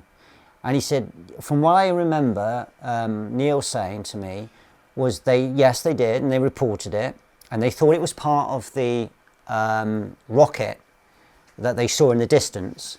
And NASA said, no, that's thousands of miles away. So that's not that. You mean the command module? You know what? Part of the command... they separate, don't they? They come away. And they thought maybe that's what that was. You know, the S4Bs, that was meant to be on its way there. Yeah. And they said no. And they said, okay, well, we got something outside our craft. And so we're like, okay, we'll just keep an eye on it and let us know what it's doing. And then Neil spoke to the other two in there, and he said, look, I think we better tell NASA it's gone. Because if we tell NASA, because it followed them all, basically the bottom line is it followed them all the way to the moon. If they tell NASA it's still with them, they might abort and they won't get to land on the moon. So Jim was saying to me that Neil said to him, they then told NASA, because they asked them, they said, oh, what's it they used? Is Santa Claus still with you? Or something like that. I don't know. They used a code word. And they said, no, he's flown off now, he's gone. But because he hadn't gone, he was still there. So he followed them all the way to the moon. And then there was, I remember watching... but I think you've got a bit of a problem there, Richard, because what does Santa Claus do when it doesn't do Christmas? He makes Toblerone bars. Right. With his Santa's helpers. That's why you've got all those Toblerone bars at airports everywhere. Is that You've got to right? do something. Interesting. Well, anyway, yeah, so... You know, they were seeing stuff up there, like the ISS. They see stuff all the time, every day. But they were seeing stuff, and then obviously, I remember watching it live as it happened on the TV. And then there was a blackout, wasn't there, of 20 minutes or something, 10 minutes, and radio hams were still caught. They could hear them talking. And they said there was something watching them on the far side. Are you talking about Apollo 12 or Apollo 11? 11. Yeah, the first one. And I remember the blackout. And they had to go back to the studio where they lost a signal. But it just shows you there's stuff going on even back then. And you've got to remember these things when you watch them live. Yeah. You know, everything can be edited afterwards. Exactly. Provided, of course, what you were watching wasn't edited in the first place. And going back to these spheres that are around now, they're up there all the time. They are, I think they're drones controlled, like I said before, by something else. And I'm going to show you now some photos of them. But did you know that back in the 60s, in the Vietnam War, they were seen almost every day by American soldiers. and they had a code name for them. They called them enemy helicopters. Now they thought that Charlie, which is the Viet Cong, had a secret weapon, and they were using these balls that were flying around the sky to come in and attack the American soldiers as they were going through the bush. So they had this patrol boat. Now, I don't know how true this story is. It was the only one I was told. But apparently one of the American soldiers shot at it, and the thing fired a beam down at the boat and caught fire, and they all had to jump off. No one was killed. I think someone was burnt, and that was about it. But then they left them alone after that. But they actually call them enemy helicopters, and it's, you know, it's written down as that. And it was in my research I found it. And that's these spheres that you can see any day, weather permitting, with the camcorder and the filter. And these guys were seeing them almost every day with their own eyes, because you don't need anything special to see these spheres. They come down low enough, you'll see them with your own eyes. But the reason I'm telling you to buy a camcorder with the filter is because most of the time they're high up. They're like 20,000 feet up, 30,000 feet. They do tend to come down low, but not all the time. They like it up high, not down low. So to see them nearly every day, the only way you're going to get to do that is to do what I said, and that's use the camcorder with the filter. But where there's wars going on and stuff like that, they'll come down, they'll observe, but they won't interfere unless you're going to use nukes. Anything nuclear, they'll come down and shut it off. Yeah, well, that was Remington Forest events, and the Russian silos were visited and all their nukes. And then they suddenly had disarmament talks. That's right. So you mentioned a couple of times about some images you want to show. Yes, can we do that now? So we'll set for you'll be in charge. Yes, I'll just go through them and tell you each one. We'll put that up, and we'll mix to that, and you'll see them on the big screen. So that's Richard. This is actually part 2 or 3. So there's me. Tell us all about that. Do you know where that's from? That's from the Cornwall UFO conference that you were with. You were there too. Oh, right. Yes, I was speaking at that. Do you remember that? And I was cut off. A previous speaker decided to overrun on my... oh, really? Yeah, I lost about 20 minutes on that because he used up my time. I was not too annoyed. So that was when I was doing that conference. So, the first image... Now this is taken from a Generation 3, so it's quite a powerful night vision scope.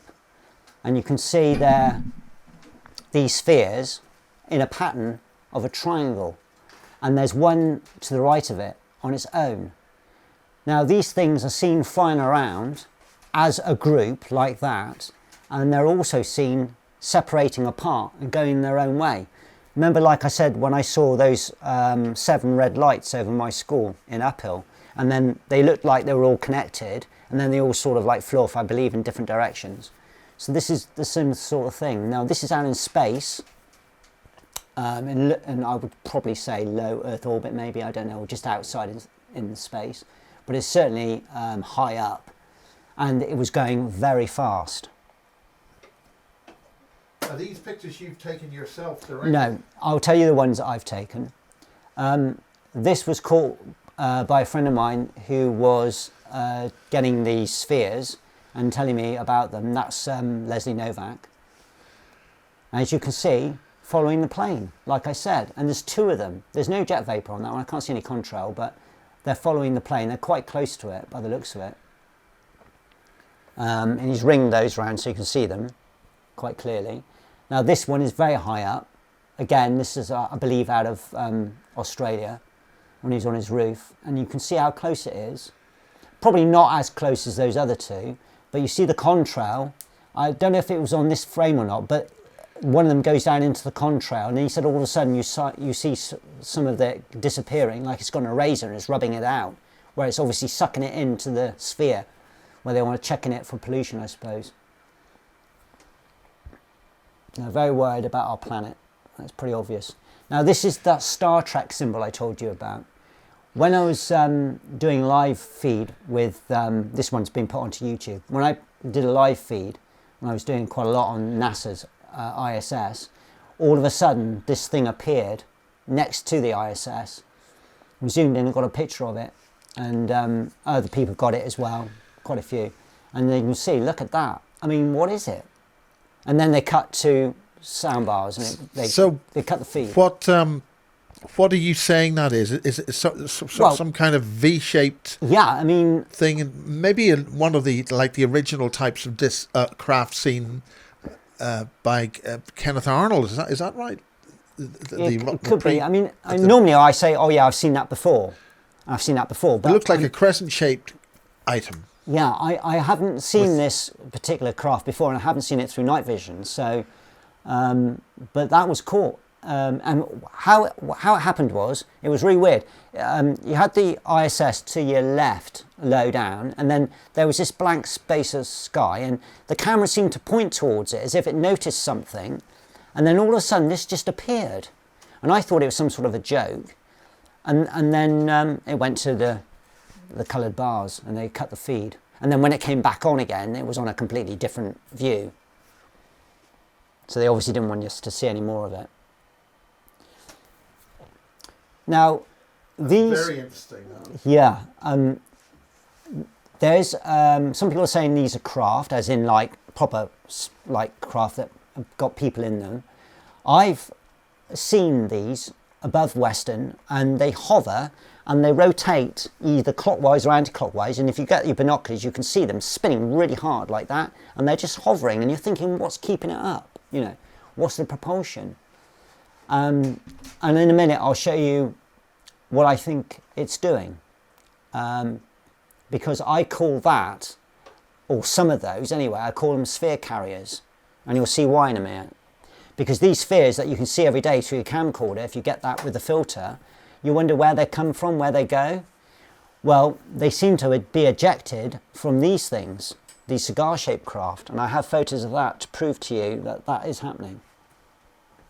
This is an old NASA photo. When I used to go through the NASA photos and try and bring out anything that I could see, I'm thinking, oh, is there something there? Just lighten it up a bit. And look, that's Earth, by the way. And that is some sort of weird, looks like a saucer-shaped craft with a bit cut out of it. Yeah, very odd. That was taken, I think, in the 70s. Right, this was taken by John Wilson through his telescope. He caught two of our spheres. I call them ET drones. I think he calls them the same now as well. And he said, Rich, I've got two. I said, right, okay. He said, check this out. So he sent me all the photos. I said, it looks like a dumbbell. He said, yeah. So I'll call it a dumbbell sphere. And he said, they're two very much close together. And he said, I'm sure at one point they were connected. And I said, they probably were, and they've just come apart. And you can see the colour of them. Now, this is quite high up. This is probably around about 30,000 feet, maybe a bit more. And by the way, he tracked this. It left the Earth's atmosphere and went into space, and it was heading towards the moon, and he'd lost it. I do have other photos of this, and you can see that it's not got blue in the background, it's got black, where it obviously was going even higher up. And there we go, there it is. That's probably at 90,000 feet. And that's just leaving the Earth's atmosphere. Look at the colours on that. They look very similar, don't they, to the colours of the Star Trek symbol craft that I caught from the ISS. I thought that was quite interesting. You got those blues, you got those purples, you got those greens. Similar sort of colour, right? What is this, NASA? I like that, it's good.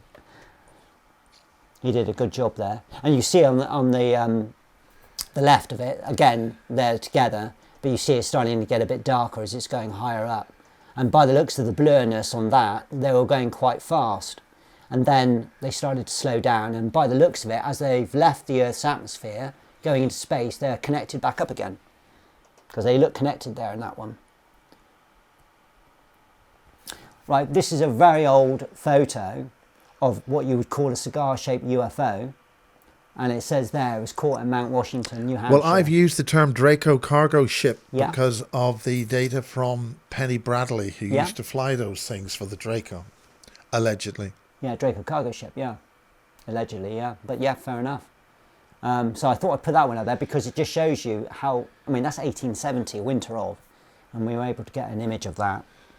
So they've always been here. Right, that was above my house.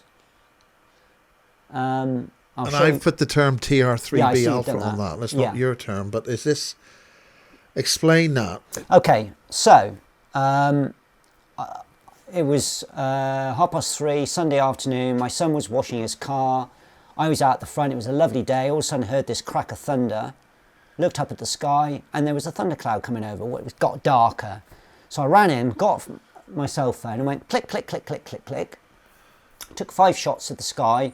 I went from where there was no thundercloud and I went across because I wanted to make sure I could catch something if there was anything up there. Because I couldn't see anything, obviously. It was too high up. That's it zoomed in.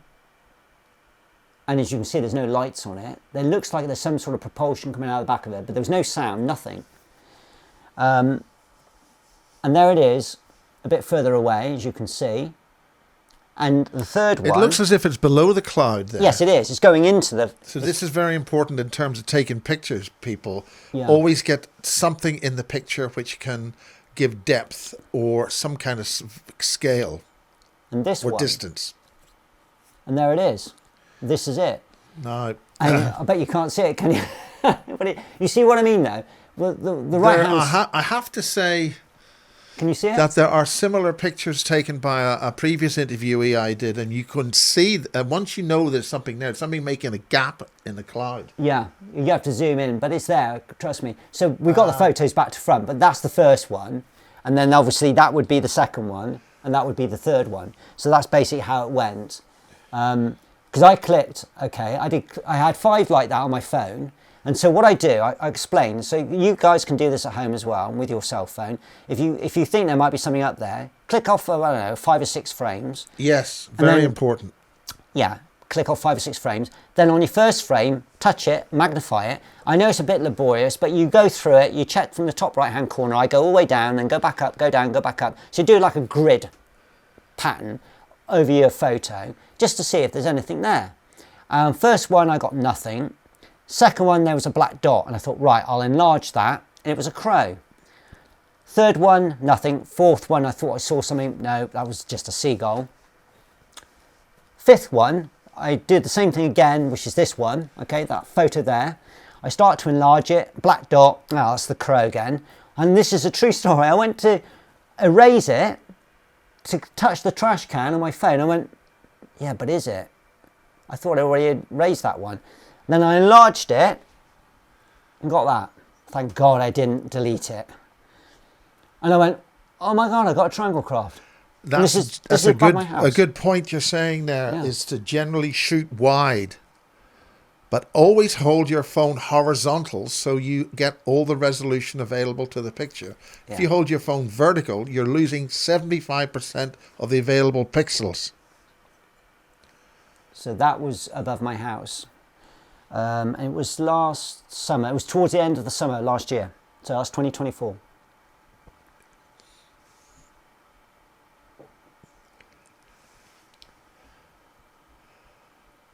This is an off-screen picture. Yeah, now you can see from the weird wavy lines, this was taken on my, unfortunately it's very bad, I know, but this was taken off my TV screen. What I was trying to do was show you, this is the beginning of the fires in California, the very first part of when the fires very first started. And how we got this was from a tree cam, which was at the bottom of a mountain, and it just happened to be on, and it caught the very first part of the fire, and they happened to show it because I was thinking, where did the fires actually start from? And eventually we found it on one of the YouTube channels. This was where it first started, and we happened to catch it off this camera, and I thought, oh great, I'll have a look to see if I can find anything. There must be something here, and sure enough, there it was. And that little, not the white thing, the black. If you want to go up and actually, we've got a camera for you to sort of just walk up to the screen and point. I'll just see if the okay, it was the only one. I thought I had more than one, but you should have enough length there in the mic. Yeah. For God's sake, don't break it. That there. Okay. Is what I'm looking at. Okay, this is. I know it looks like a square, but it was actually a sphere, and it's one of these spheres that I've been showing to you that's behind the planes. So that's what that was, and this is the beginning of the fire, when it was just white smoke, nothing much going on, just a fire. And of course we know what happened in the end, right? That, unfortunately, is the flash from my phone. So ignore that. And all these wavy lines obviously is from the TV screen. It's an awful picture, I know, but I wanted to show that because it's important. They are, where there's disasters, 9 times out of 10, you will see spheres, all right?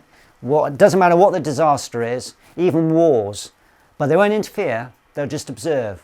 So in wars, they let you shoot each other and let you kill each other, they're not bothered. It's only when they start to mess with nukes that they will intervene. But they are observers, they're voyeurs. They like to watch and learn and see what we're doing.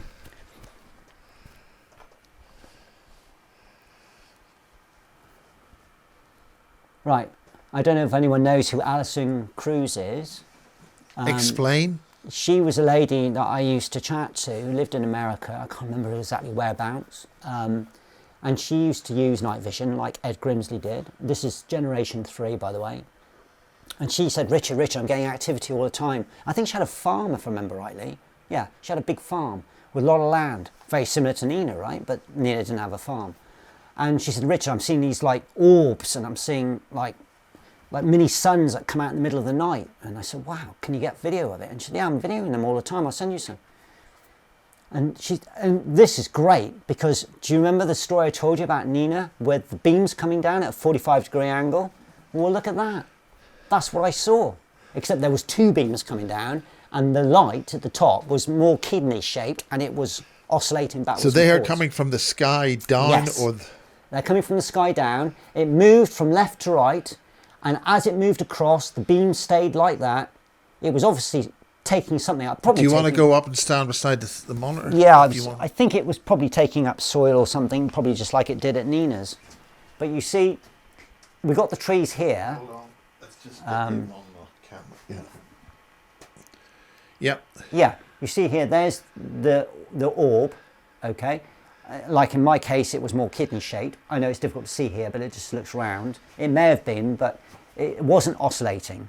And I've seen the video of it. I've seen the whole. This is basically frames from the video, and I've seen the whole video of it moving across, and it just stays like that and just goes from left to right. Here we have the tree line.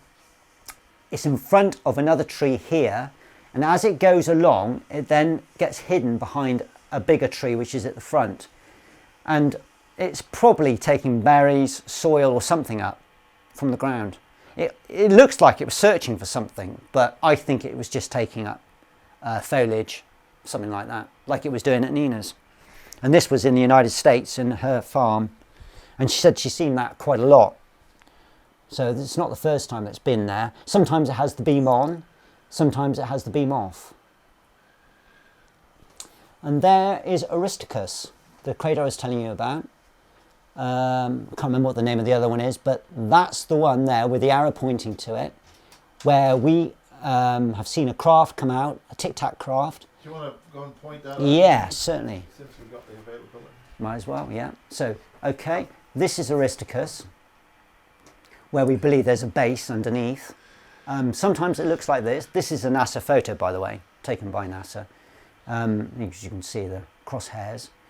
But occasionally it'll have a dome come over it, and when we saw the Tic Tac come out that John luckily caught on his telescope, it came out from here, and there was no dome at this point. It looked like that, perfectly, exactly like that, and the Tic Tac craft just came out through the soil, and it came all the way out like that. I'm speeding it up a little bit because it was slower than that, and then it turned, and then it went that way out until we couldn't see it anymore, until it went into space.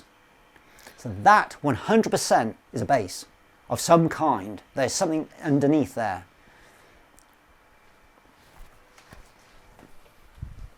And that's called Aristarchus. And if you look at it at night, you'll see that crater glow, and it's around about the 9 o'clock position here in the UK.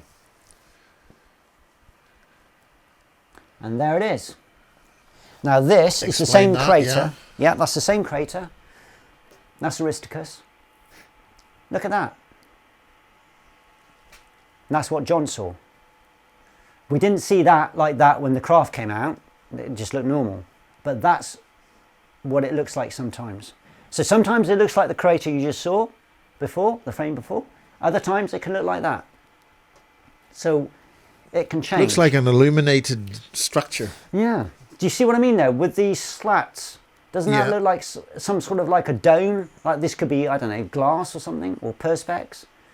I don't know. And there's something very powerful in the middle there. And then it's illuminating out.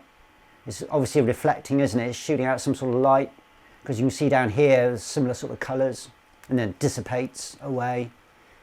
And even this one has been affected a little bit. In fact, that might be part of that. It might be connected. And then we've got another crater over here which we can't see. And even this down here, I don't know. But that is Aristicus, when it looks like a base. And yes, we have seen it like that. Right. This is a craft that's been seen here in the UK. I call it the death ray spinner. She spins around. That sounds like a non-structured statement there. Yeah. Death ray spinner. Well, this one, John Wolson's actually caught this as well. So obviously this isn't John Wolson's photo, but do you see the gap in the middle? Okay. Yeah. Right. Well, I've got a photo I can show you in a minute of this craft, or one like this, with a purple beam that comes out of the centre.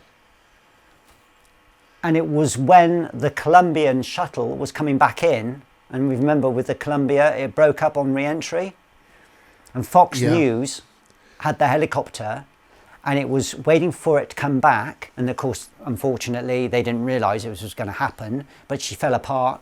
And then all we saw was the debris coming through the sky. Just before that happened, the helicopter picked up one of these. And they thought, Fox News thought that that was the space shuttle. Not this actual picture, but one like this. So where did that picture come from? And they then switched it immediately. They turned the camera away. And then they realised it wasn't the space shuttle. And then, of course, they went back on and they caught the debris coming down. And I've actually got photos of that which I can show you. And I caught it off a YouTube video years ago when they first put it out. Fox News had it.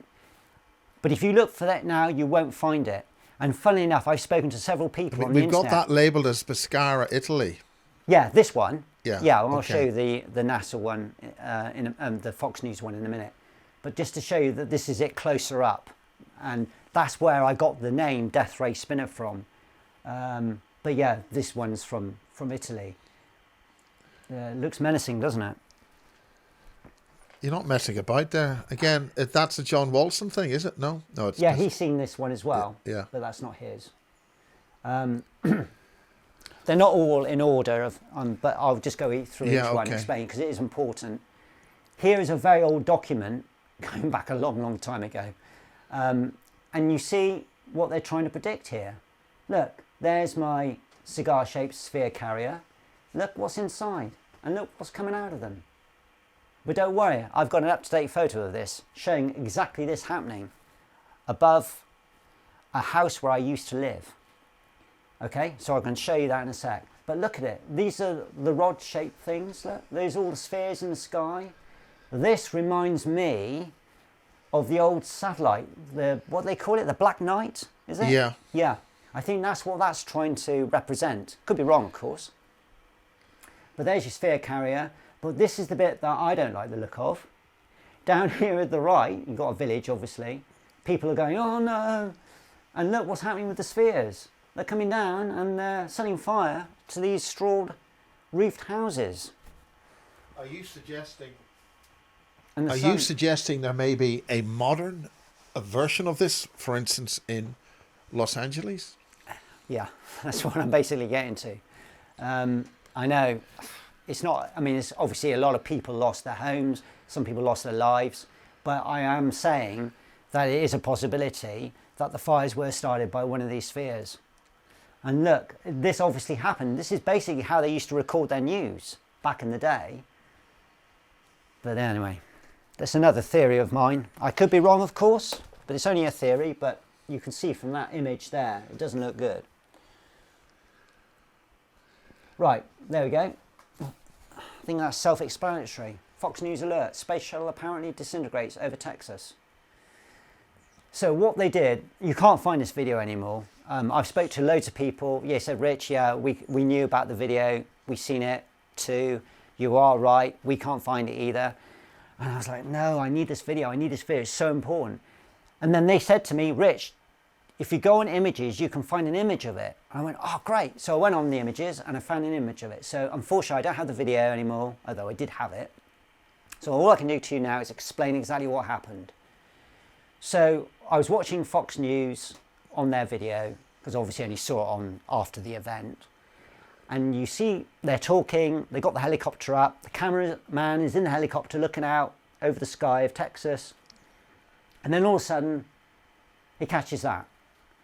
Obviously they think that's the space shuttle, and then they just turn it away. And then when they turn back again, you start to see the debris as it's coming through the atmosphere. But look at this. I know it's not easy to see, but trust me, there is a purple beam coming out of this. On these pictures, you can't really see it. You can see a bit of purple there. There's something here, but you can't. Yeah, I really think if you but there is a beam. It, people see it. If I cut to the on the video, you see it as plain as day. Your video, you see the beam coming out.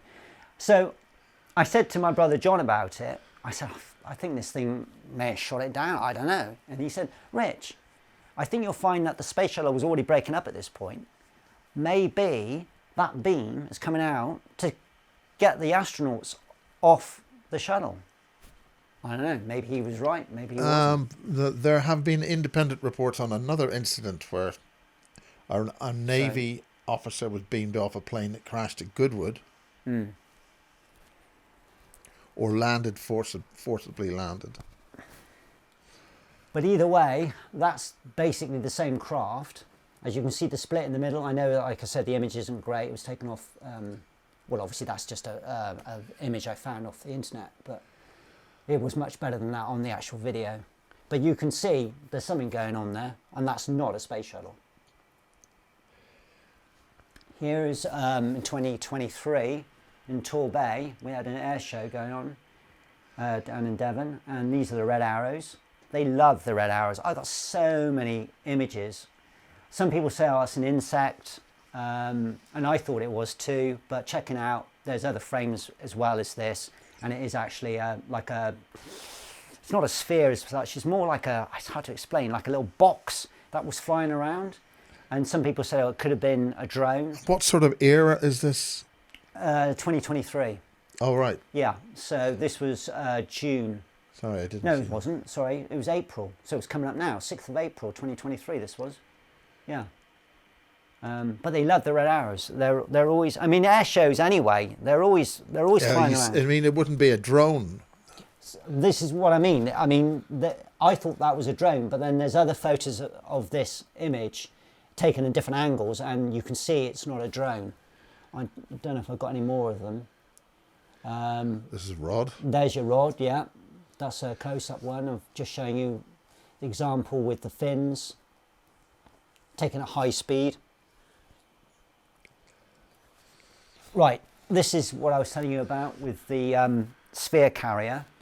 So this is taken up above the old place where I used to live. That's a rod. Okay, not a rod, sorry. A tube. If you stand a little bit further back from the screen, I've got it on the other camera. Oh, good. Can you see that? Can you see that? Yeah, okay. Yeah. There's the sphere carrier, and Yeah. these are all the spheres being ejected from it. That's up a close-up view of another one. That's not that. That's a different one again, just to show you. And again, you've got some spheres up there, you see. So basically, this comes along, and next thing you know, you've got what look like balloons everywhere. And they're all clustered together, and then all of a sudden they'll start to separate and fly off in different directions. Now, John Wilson, again, phones me, excited, Richard, I've got your spheres, they're coming over my home. And they're like one every minute. I said, well, it sounds like they've obviously ejected them near where you live. He said, yeah, I haven't found the sphere carrier yet. I said, well, look out for it. It might be around your area, but if you're getting one a minute, they've obviously just been ejected. And he was getting I've got another one. I've got another one. And they're like little golf balls in the sky and they're going over me. And I said, yeah, I know, that's it. It's exactly what they are.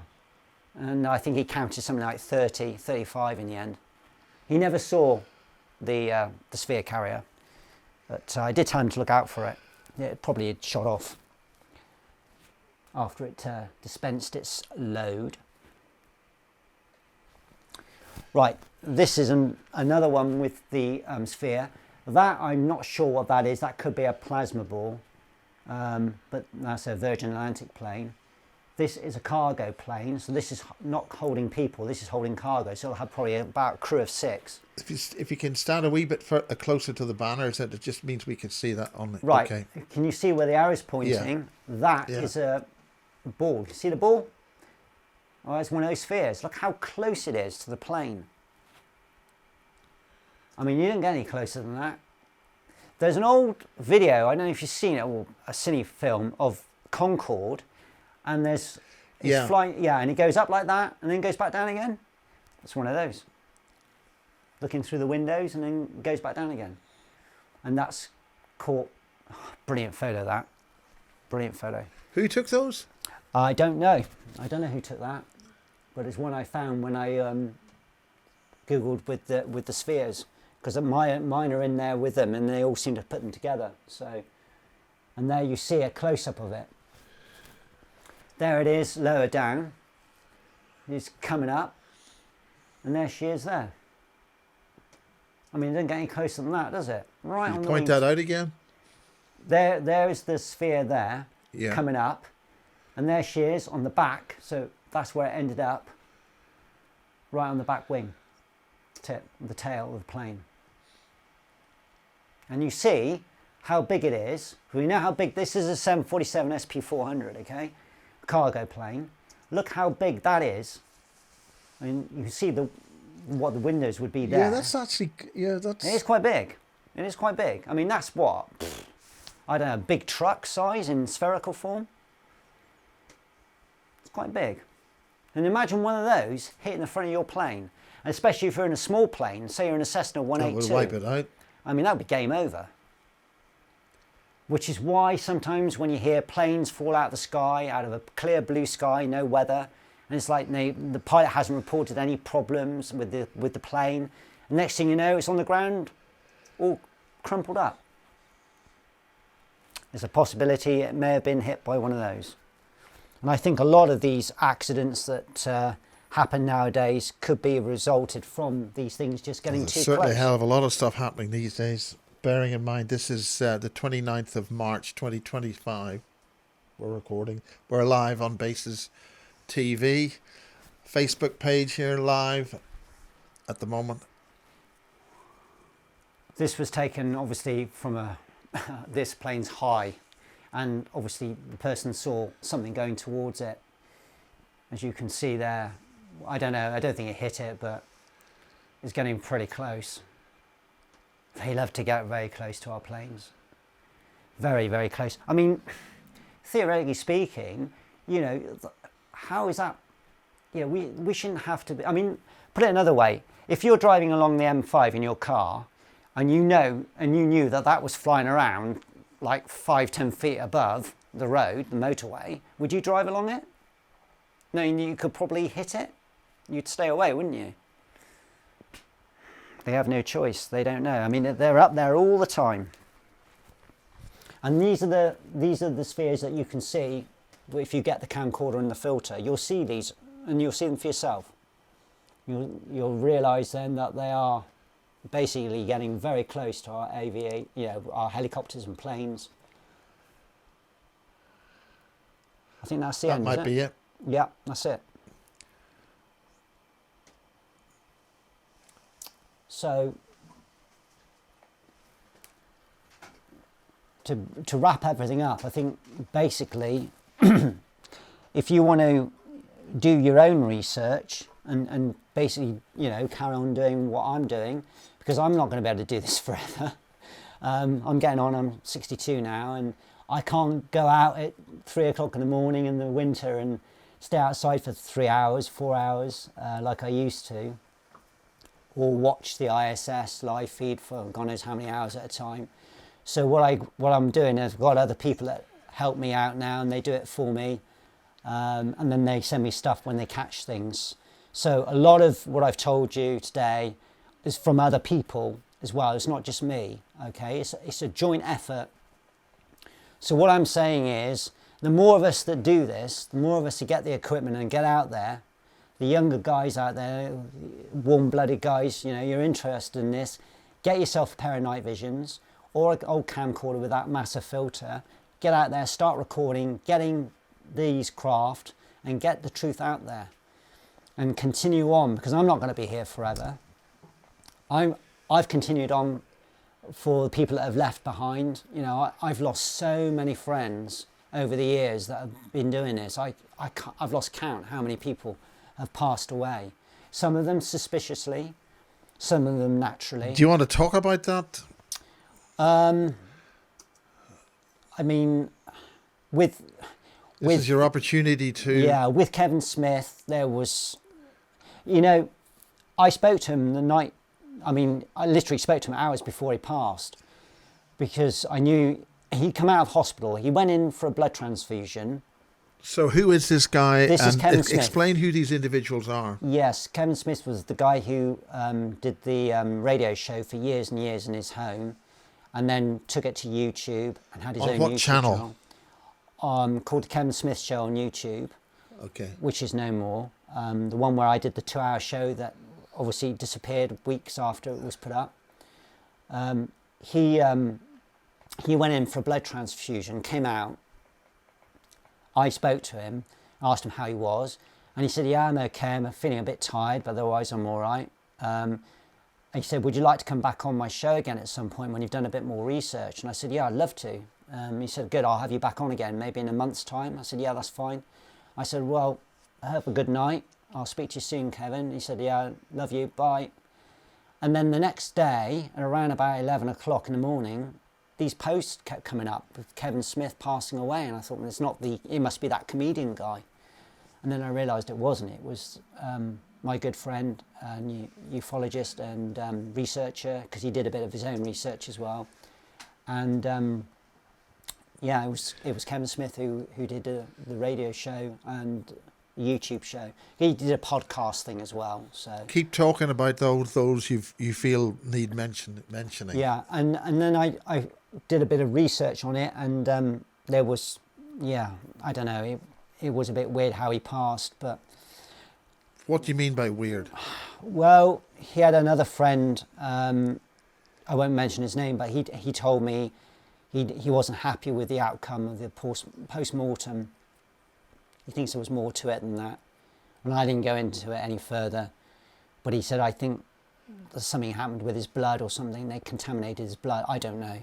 Yeah, anyway. And then there was Ed Grimsley, the way he passed. And isn't it weird? It was the same thing.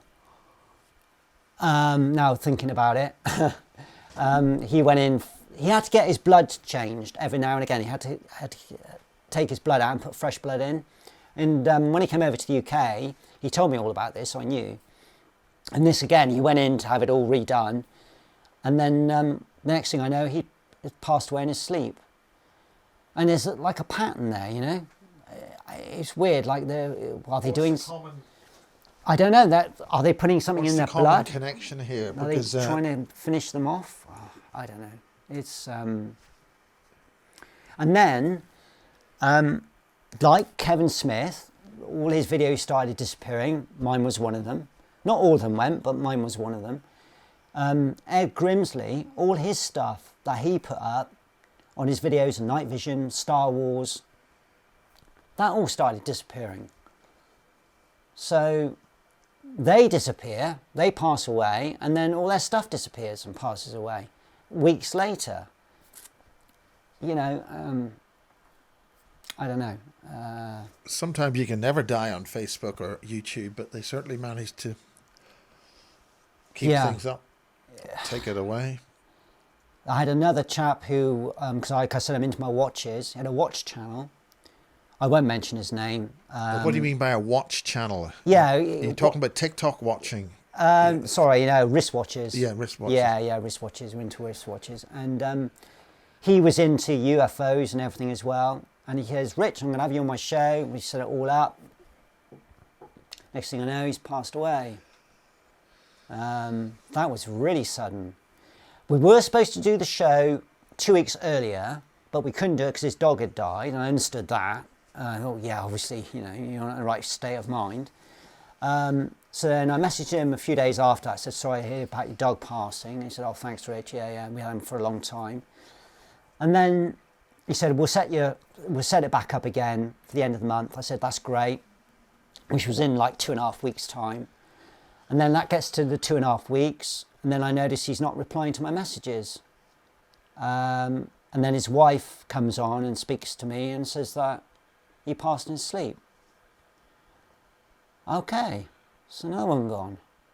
So there was this pattern of just dropping off. It just seemed rather weird. And he wasn't necessarily a researcher into UFOs or a ufologist or anything. He was into watches, but he started to go on to other platforms and started to mingle into this, and delve into it. And he liked what I was doing. And we got on well because we both like watches anyway. And next thing I know, he wanted to interview me. I went, yeah, that's great. We can talk about watches and we can talk about UFOs. And next thing I know, he's passed. And he wasn't that old. I mean, he was probably in his 40s, late 40s maybe, about 46. Well, I would like to mention Tony Dodd. Yeah. How about Max? Max was assassinated by a conspiracy of secret German intelligence, which is not normally on the public side of things. No. Tony Dodd, Ken Phillips, and a guy who used to run UFOing. Oh, yes. He had an accident on holiday. That. That's right. And that's going back to the 80s, I think. Yeah. Quite a few people. Ken Phillips was definitely taken out. He used to run editor before her. However, let's not end on a depressing situation. No. What I'm very greatly appreciate that your connection with Radio Nova.